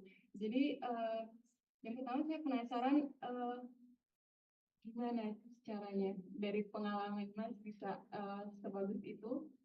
Terus kayak misalkan karena kan kalau menurut saya hal yang agak susah untuk mahasiswa calon mahasiswa di Indonesia itu adalah mendapatkan sertifikat bahasa Inggris sesuai dengan standar beasiswa. Kayak misalkan IELTS 6,5 itu adalah hal yang sulit dan itu gimana Mas mempersiapkan berapa lama dan lain-lain. Terus sama satu lagi tadi kan untuk S2 Mas itu di Hokkaido itu dari Inpex ya Mas. Itu untuk dapat itu sebelumnya Mas menghubungi sensei di sana dulu atau bagaimana? Terima kasih. Panggilnya Mbak atau Tadi Mbak? saya Itu atau Mbak? Atur. Itu atau Mbak? Mbak Atur. Mbak Aceh ya Mbak. Jadi terima kasih pertanyaannya oleh dari Mbak Atung ya. Tadi pertama terkait bahasa Inggris. Jadi sebenarnya kan tiap orang punya cara belajar bahasa Inggris yang beda-beda yang kebetulan saya orangnya kayak nggak pede gitu kalau kayak harus kayak belajar di depan banyak orang gitu. Jadi saya kayak kebanyakan belajar sendiri aja, kayak banyakin lihat YouTube. Tapi saya beli ada tipsnya gini. Biasanya kan tahu TED Talks atau ini yang apapun ada channel YouTube yang isinya orang berbicara dalam bahasa Inggris. Biasanya ini agak personal banget sih.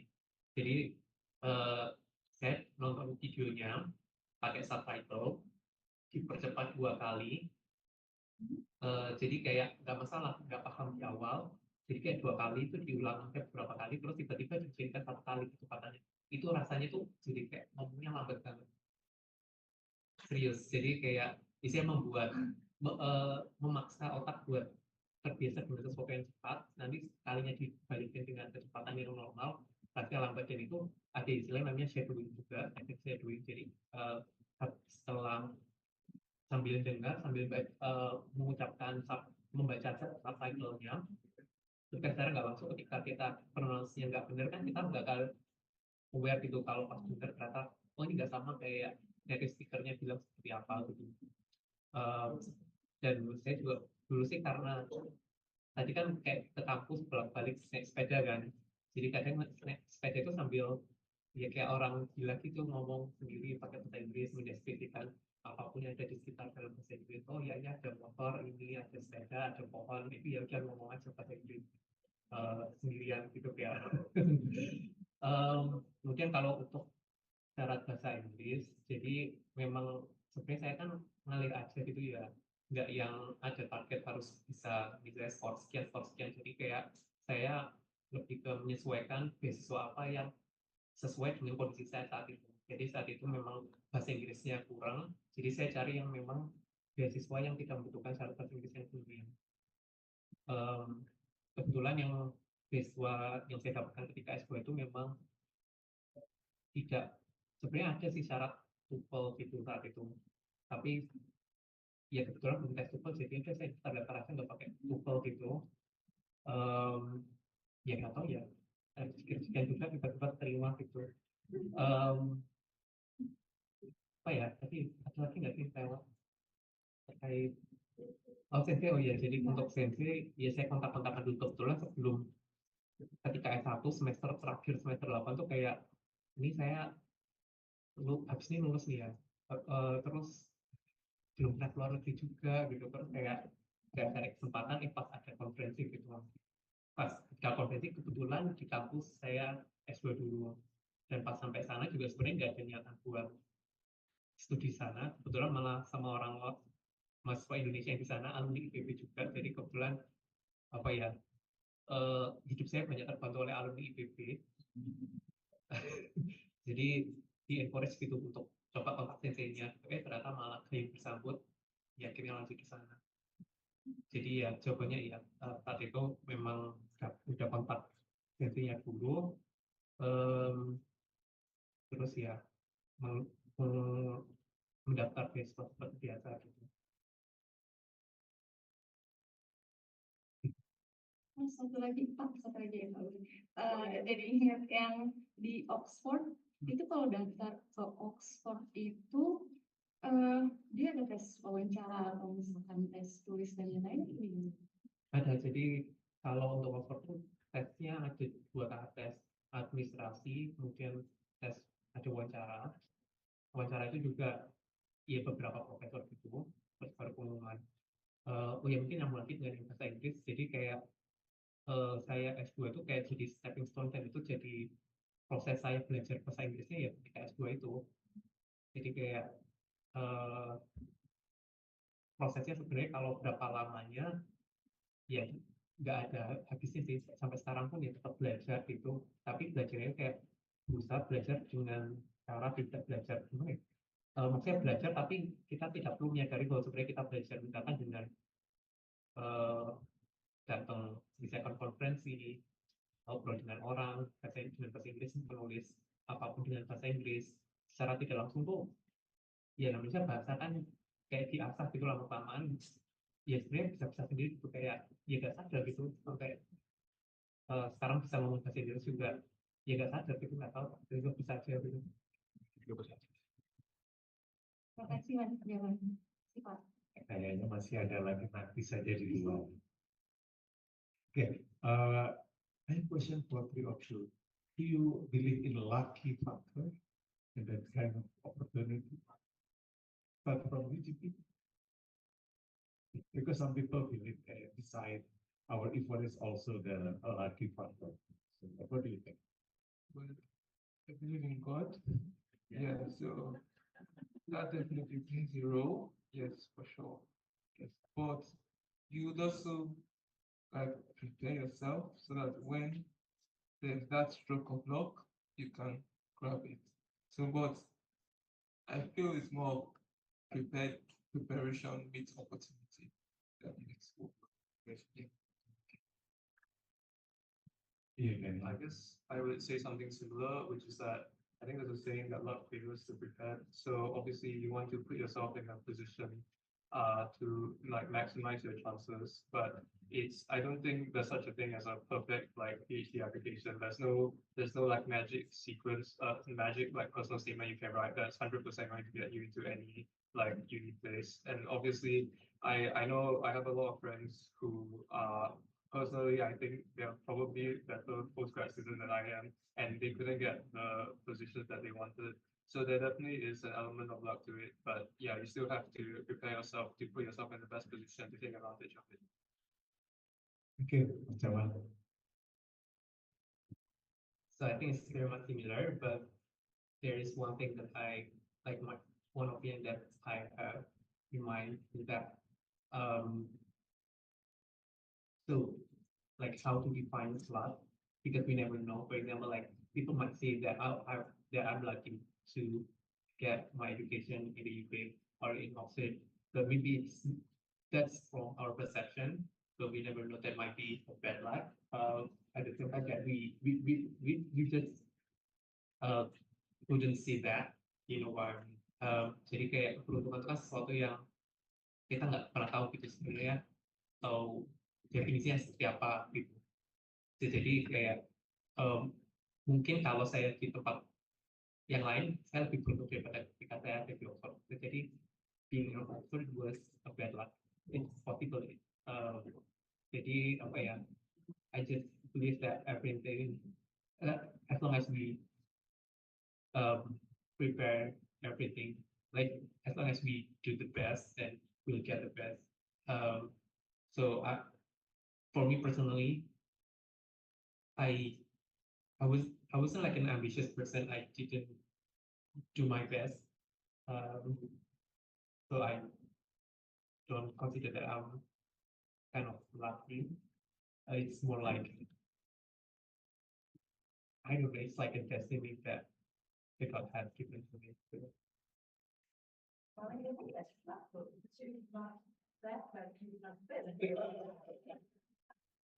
So destiny and lucky, it's very close. Yeah, okay. Okay, let's continue our discussion. Any other student who have questions, please? Patrick dulu kan.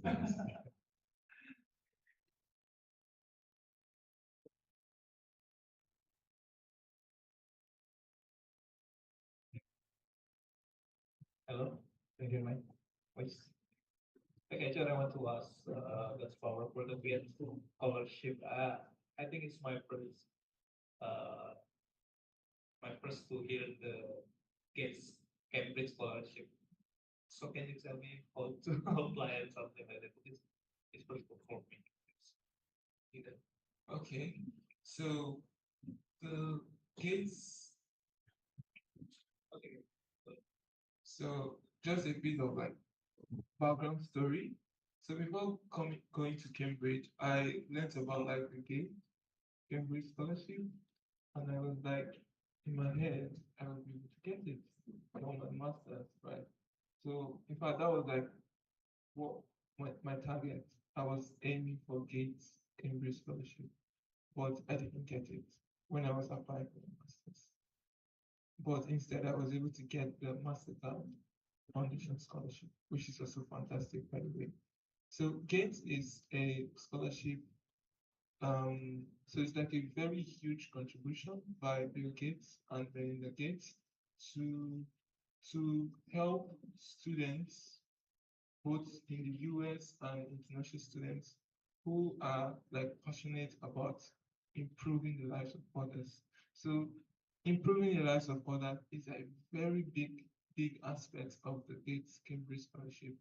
You could be excellent in academics and every other thing, but if you cannot demonstrate that you wish to improve the life of others, or you've done that before or plan to do that, chances are you would not get into the Gates program. So there are 4 things that the Gates scholarship look out for. So academic excellence is one of them. Then improving the lives of others is also one of them. So through your research, so you would write like a research proposal that describes what you plan to do and you want to like link that with how is that going to like help people or solve a particular problem. So they are very particular about that. Then I think there are two other criteria, but I can't remember at the moment. But those two that I mentioned, academic excellence and improving the lives of others through your research or through something you've done before, is very important. So every year, there's always a call for applicants. So the Gates fund both masters and PhD students. So usually they fund at least 75 students from so from I think usually they take 25 from the US. They just devote that quota to US citizens. Then the rest, like 50 or 50 something, is for the international round. So people from all over the world like apply, and it's quite competitive. But if you can, so if you go online now, just Google Gates Cambridge, you see that's the first thing you see. You see the requirements, their criteria. So what I did was I read it. I was like, okay, I identified things I had. Okay, I could say, okay, I had academic excellence, but okay, I don't have maybe volunteering, trying to like help people. So I build on that. And when I was doing my master's, still doing my master's, I decided to build on that too by serving like as a mentor for like African students who are like seeking those global opportunities, because I was already like on the other side, right? So whatever advice I could do to help them. So those things helped me to be able to get the Gates Cambridge scholarship this time.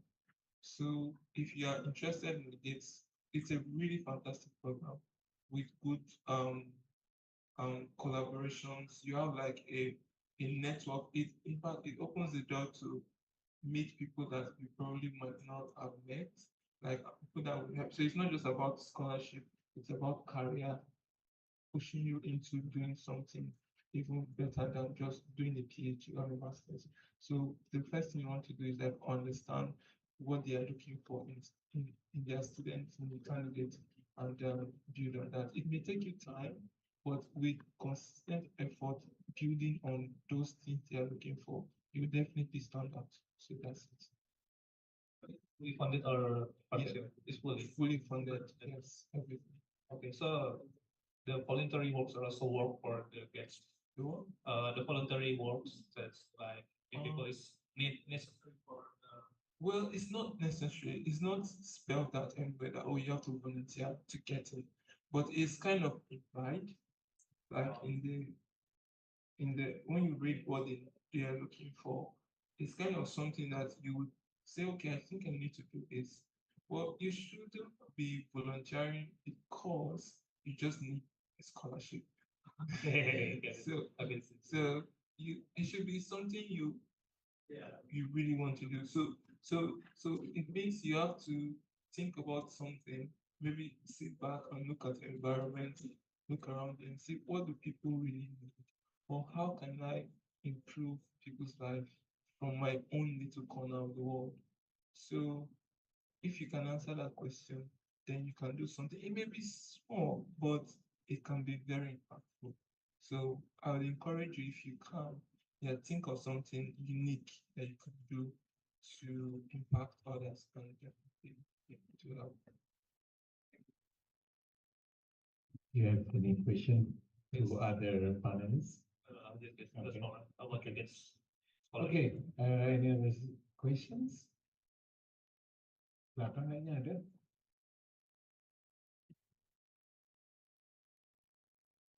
Ada lagi? Atau Bu Davi mau cerita menambahkan sesuatu?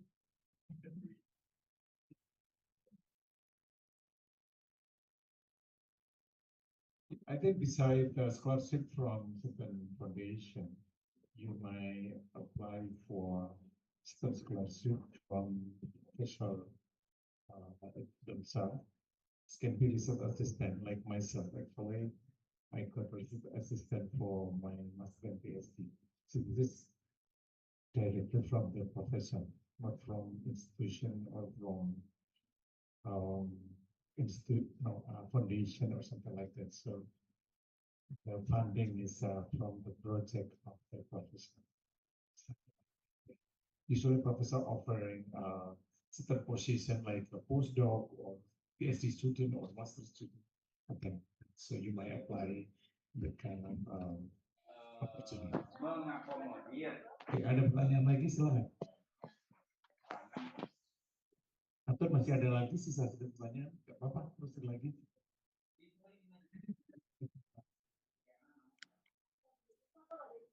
Hari ini.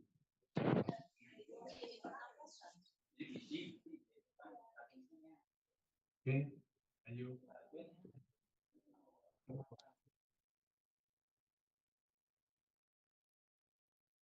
Thank you for, I want to ask you how you rate your motivation letter, because it's so difficult for me to make that for each topic. Thank you. I think the question is for three of you, so it's one minute. Pak Jamal first probably, because the question is from Indonesia, so by you surface. With terkait motivation letter, I think the thing is that for me personally, kayak Indonesia ya, sebenarnya menurut saya bukan bagaimana caranya untuk terlihat menjadi yang terbaik, tapi menjadi sesuatu yang berbeda. Dan how to be different is how to tell your own story. Jadi kayak tiap orang kan pasti punya kita yang berbeda-beda, punya turning point yang mungkin berbeda-beda. Nah itu yang menurut saya perlu istilahnya apa ya, ditekankan gitu. Jadi kayak misalkan punya pengalaman apa, misalkan pernah penelitian terus kemudian menyadari bahwa ternyata atau pernah ketemu petani yang mereka kasusnya seperti apa, dan akhirnya itu benar-benar mengubah cara pikir kalian, ternyata ini tuh masalah gitu, dan itu benar-benar bisa how to ini yang membawa motivasi itu menjadi sesuatu yang personal gitu. Itu menurut saya bisa membantu kita untuk bisa menulis motivation letter yang kuat. Kemudian selain itu juga yang sering saya amati itu kadang kita menyepelekan hal-hal yang sebenarnya patut kita apresiasi. Sesimpel misalkan kita pernah punya kegiatan di Karang Taruna misalkan ya, kegiatan Karang Taruna yang situ ada melibatkan atau misalnya ada bakti sosial atau apa, yang mungkin di situ ada nilai-nilai yang bisa kita angkat, entah itu ya apapun itulah, lesson learn yang pernah bisa diambil dari itu tuh sebenarnya bisa diangkat gitu. Bahkan kadang kalau saya lihat kadang misalnya lihat CV, lihat motivation letter teman-teman yang dulu setelah orang Inggris gitu ya, setelah S1 terus langsung S3, sebenarnya CV mereka yang menurut saya bisa aja gitu. Cuma mereka bagus untuk pengemasannya, bagus untuk menyampaikan bahwa sebenarnya apapun kegiatan yang dilakukan itu jangan disepelekan gitu. Misalnya pernah ikut, nggak tahu kan, mungkin sih ada yang pernah ikut program KKN atau apa, pernah ikut internship, nah itu sebenarnya sangat bisa diangkat gitu untuk menguatkan motivation letter. Intinya apa ya, jangan take for granted apapun yang pernah kalian lakukan, karena apapun itu, sekecil apapun, selama itu relevan, menurut saya bisa diangkat. Makasih. Daniel, so thank you, Jamal. Yeah, so I think when writing a motivation letter, the key thing you need to do is be able to promote yourself and what makes you like unique. So the piece of advice that I've gotten is that you want to bring up all the things you have and then make them sound like they're the most important things in the world. Like if you are good at coding, you say, oh yeah, I've done coding before, and also this is like very important to this project, and this is why. And you can even bring in stuff that's not necessarily like immediately obviously linked to the thing you're applying for. So I think I did before I started uni was I worked at the Natural History Museum in Singapore actually. So a lot of times when I'm writing motivation letters, I'll bring up the fact that I worked in a museum before, and this maybe I could tie in like whatever work I'm doing to using museum specimens to give like a historical baseline or something like that. So yeah, the idea is to just sort of list out the things you have done, the things that make you special, and emphasize that these are important things, that's why they should pick you because you are the one with these traits. And I guess the other important thing is that when you're writing a motivation letter is to sound enthusiastic about the thing you're trying to apply for. Um, Ultimately, they want people who are interested in the topic that you're going to do. So you want to you have to maintain a certain level of formality when you're writing a motivation letter, but at the same time, it's important to emphasize that you are actually excited to do this project and you're not just applying because you want a PhD, I guess. Yeah. Right. Thank you. Thank you. GB, please. Yeah, so I'll probably say similar to what you said. So for me, a motivation letter is, of course, telling a story, but identifying a problem that you wish to solve and showing how you made efforts to try to solve that problem in your own way. So you obviously have experiences, personal experiences. You have a story to tell. So you have to put in that story with what you've done. So probably you have done a lot of things, maybe research, volunteering here and there. So you could start, there are different, there's no one formula. So you could start with, oh, in Indonesia, there's this problem you wish to solve. For example, maybe there's pollution or there's biodiversity loss. That's something you really, really want to see go away. So that's where your motivation is coming from. So identify your motivation. Because once you can answer that question, why am I applying for this? It is because I want to solve the problem. You see that you will have like this driving force. Your motivation letter has that power to go. But if you just want to get a PhD like Daniel said, it will also reflect in your motivation. So you must think about something, a problem probably you wish to solve. We're not saying that you obviously solve the problem, but at least you are willing to make the effort because going to graduate school is more like sacrifice, actually.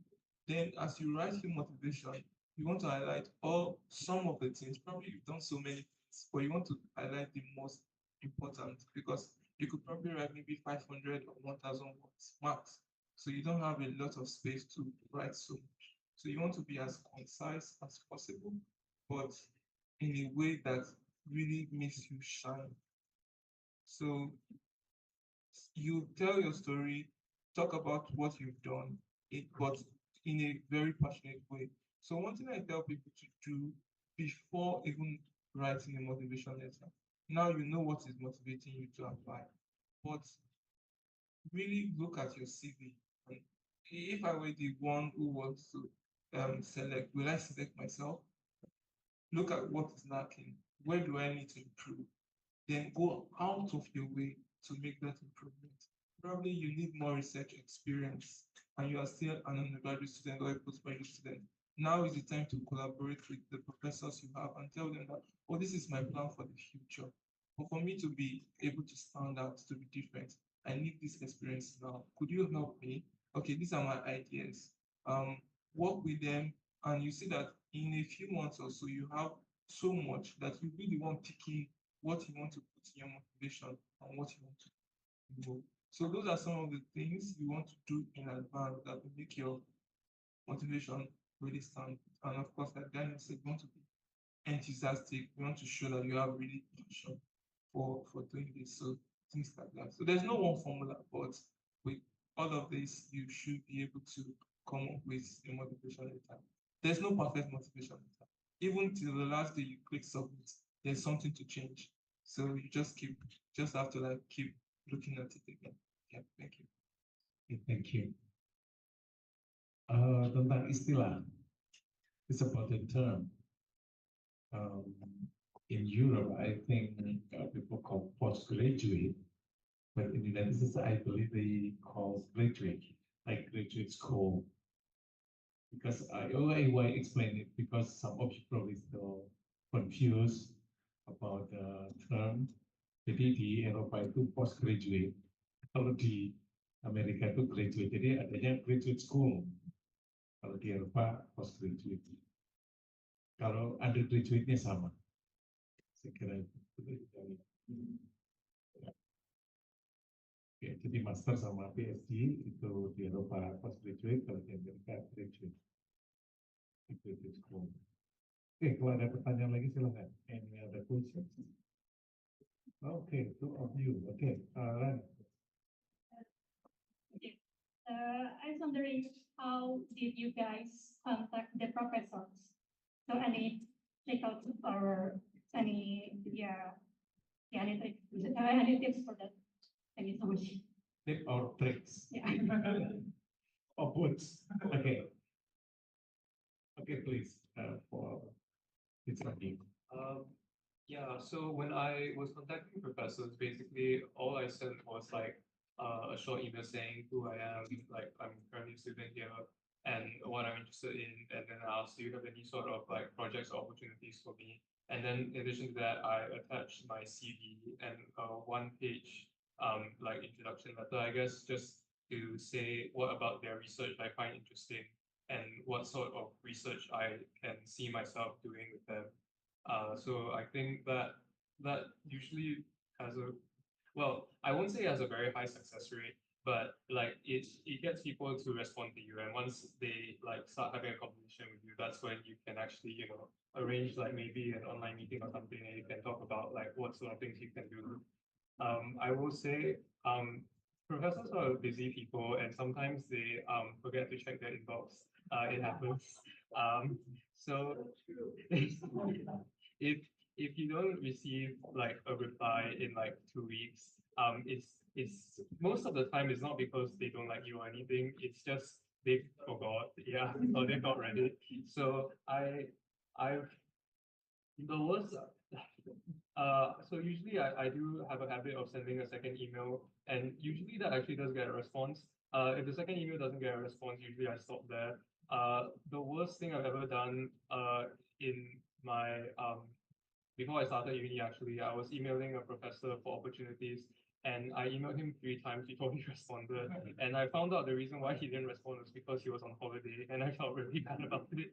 But yeah, so what I'm saying is that yeah, if you just send like a short introduction of yourself, usually that does get a response, and then from there you can build from that. Yes, please. So actually, there are tricks you need to know. Yeah, tips and tricks.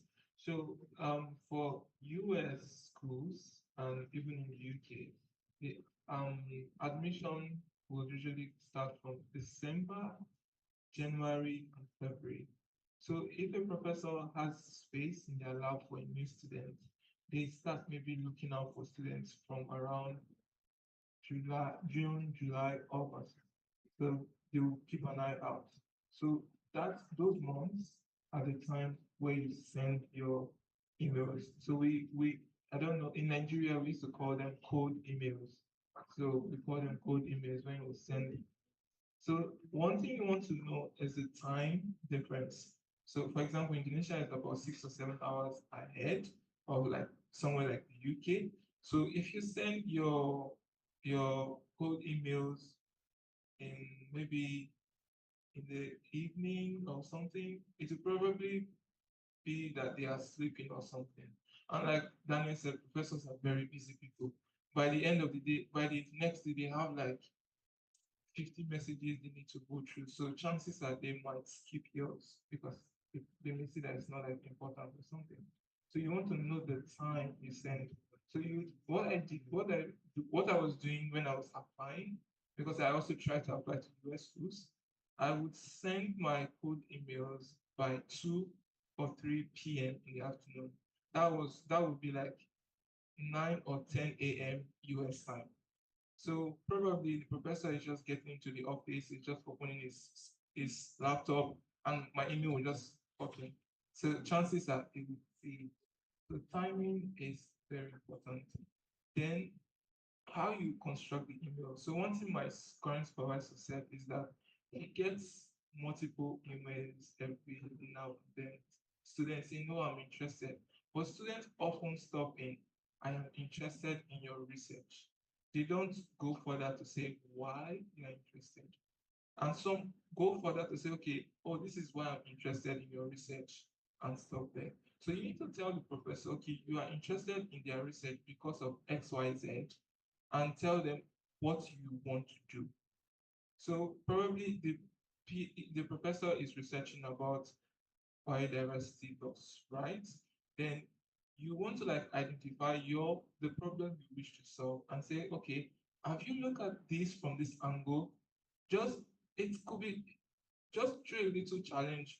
Don't sound presumptuous or anything. Just something to stimulate their mind to think about and say, this is what you are bringing to the table.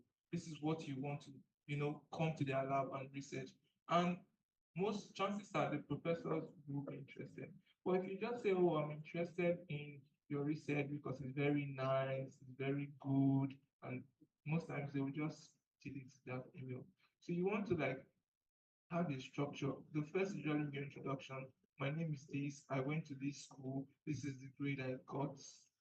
This is my research experience. You can just summarize the research experience in a line or two. You could say something like, my undergraduate project focused on this, and this, and we were able to find this. And you move on to, this is what I'm interested in your research. I've read maybe one or two of your papers that said this.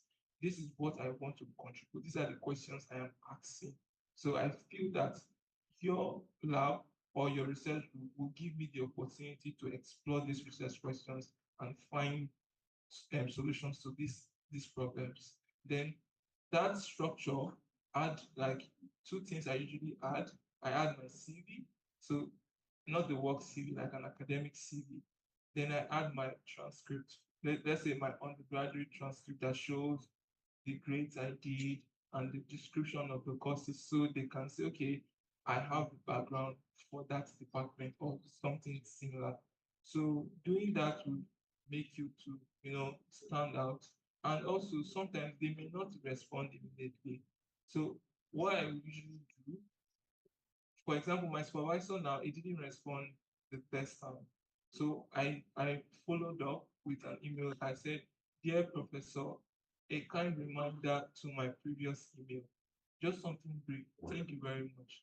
And he responded after a reminder. So sometimes a reminder, not just immediately the next day, you could give them like 3 or 4 days or maybe maximum of a week and like remind them that, oh, but at best, maybe a third time, if maybe they don't respond a second time, maybe a third time. And after that, you move on to maybe the next person. Probably they may not have funding for you, or they already have someone who has filled that role already. That may be the reason, but you never know. Some of them will tell you why, some of them might not respond. But don't give up even if you don't get response, because if you send 10 emails to 10 professors, chances are you may only get 4 responses or at best 5 responses. That is true, to honest truth. But you don't want to like give up.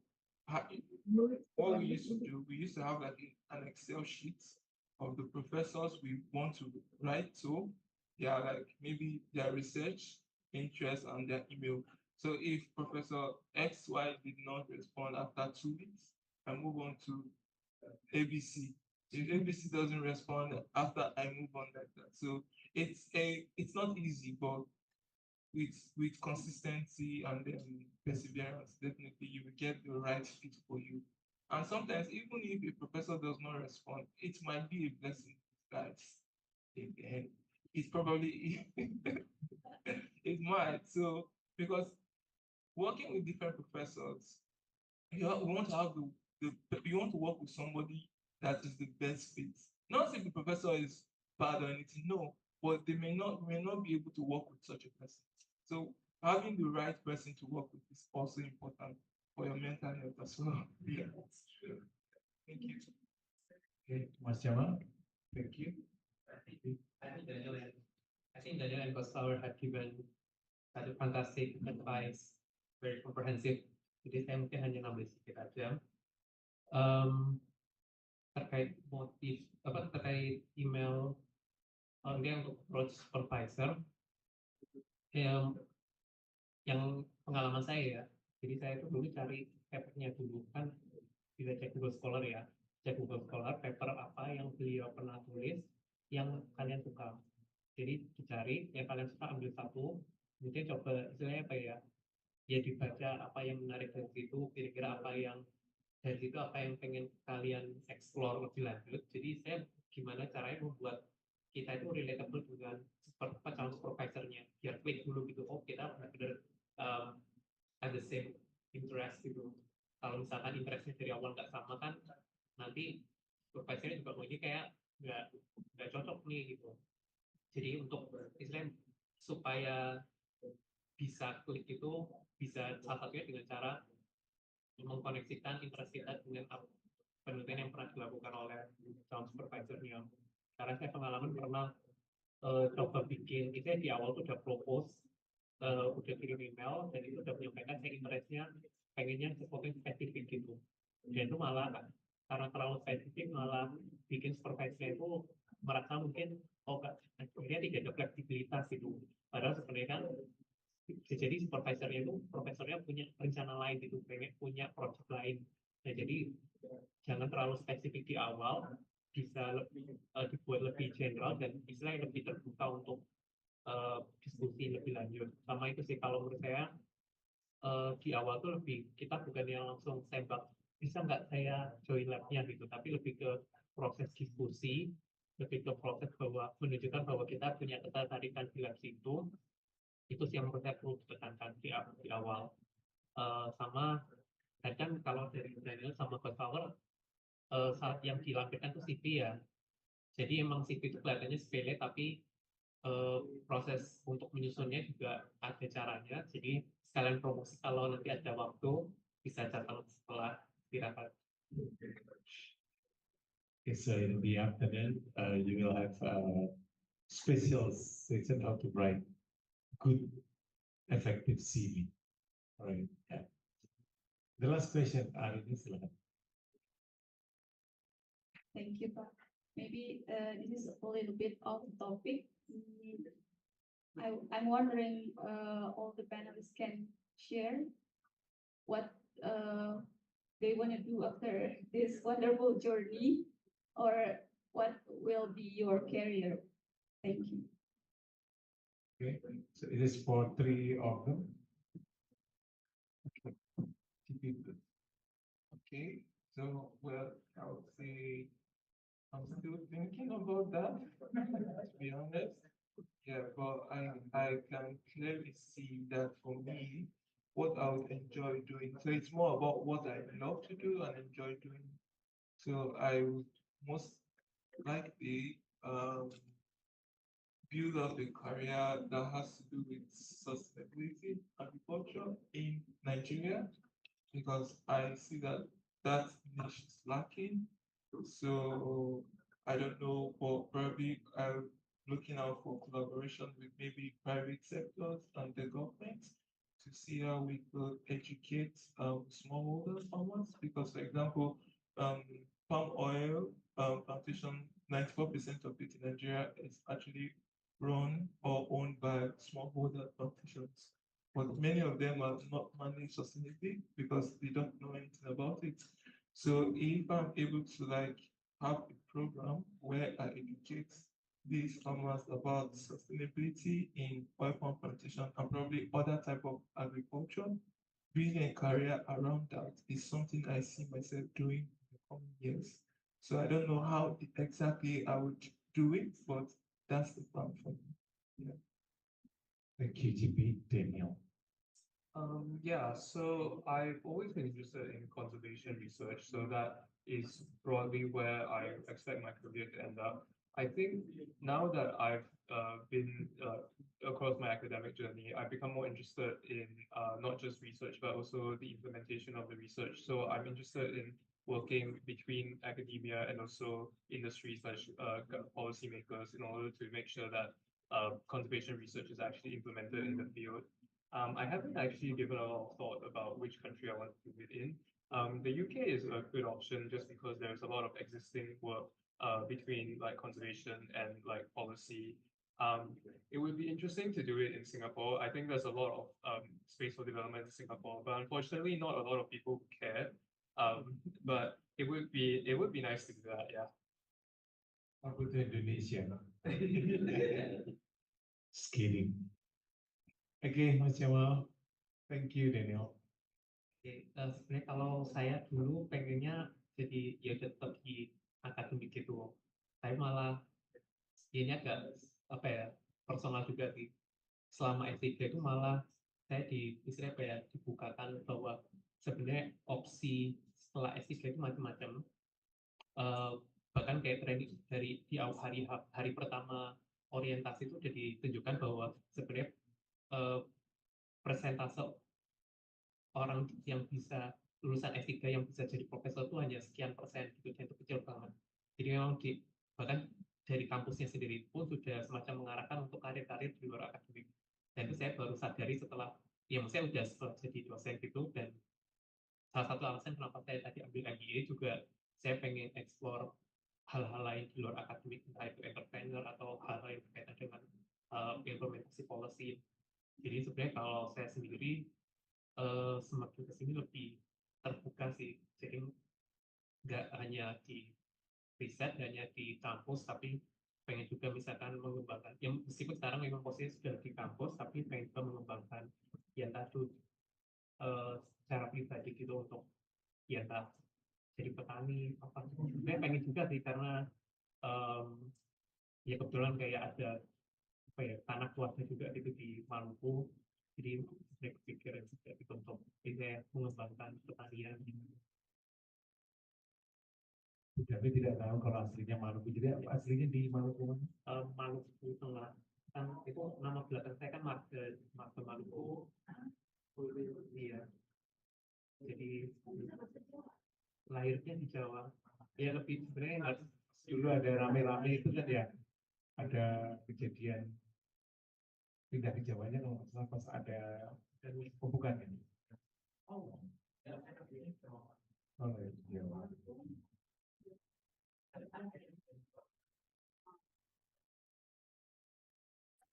Oke, terima kasih. Thank you very much. Let's give big applause for him. Thank you very much for speaking, Daniel and Mas Jamal. We'll have a break, and after 1:30. Oh, 1 p.m. we'll have a session about how to write a good CV. So we'll have a break. Thank you very much. Assalamualaikum warahmatullahi wabarakatuh.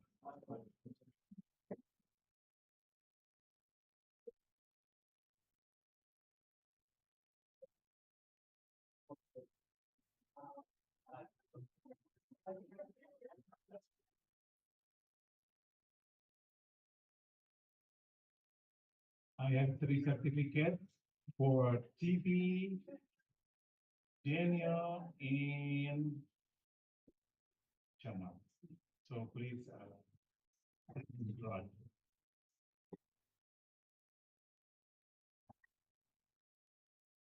We should wait. So we are. Okay, thank you very much. Oh, wait, what is? Yeah. Thank you. Thank you. Thank you.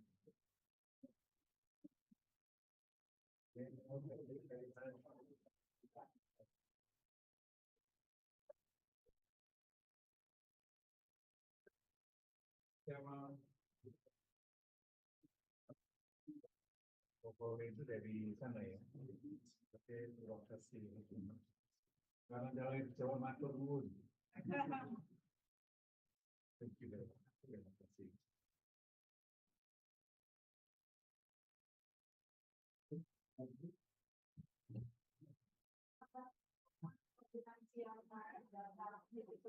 Walaupun belum jalan, sudah saja.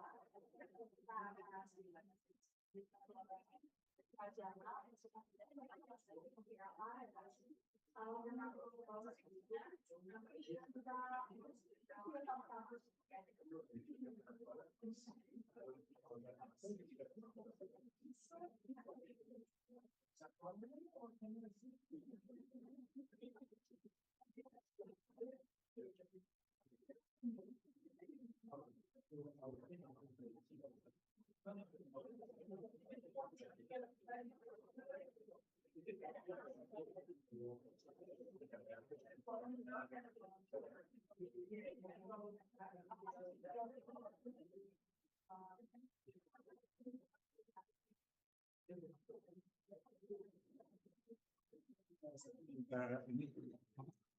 file 3 lantai topik.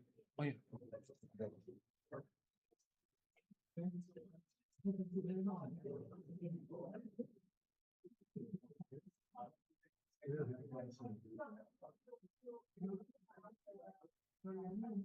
Purnama. Oh.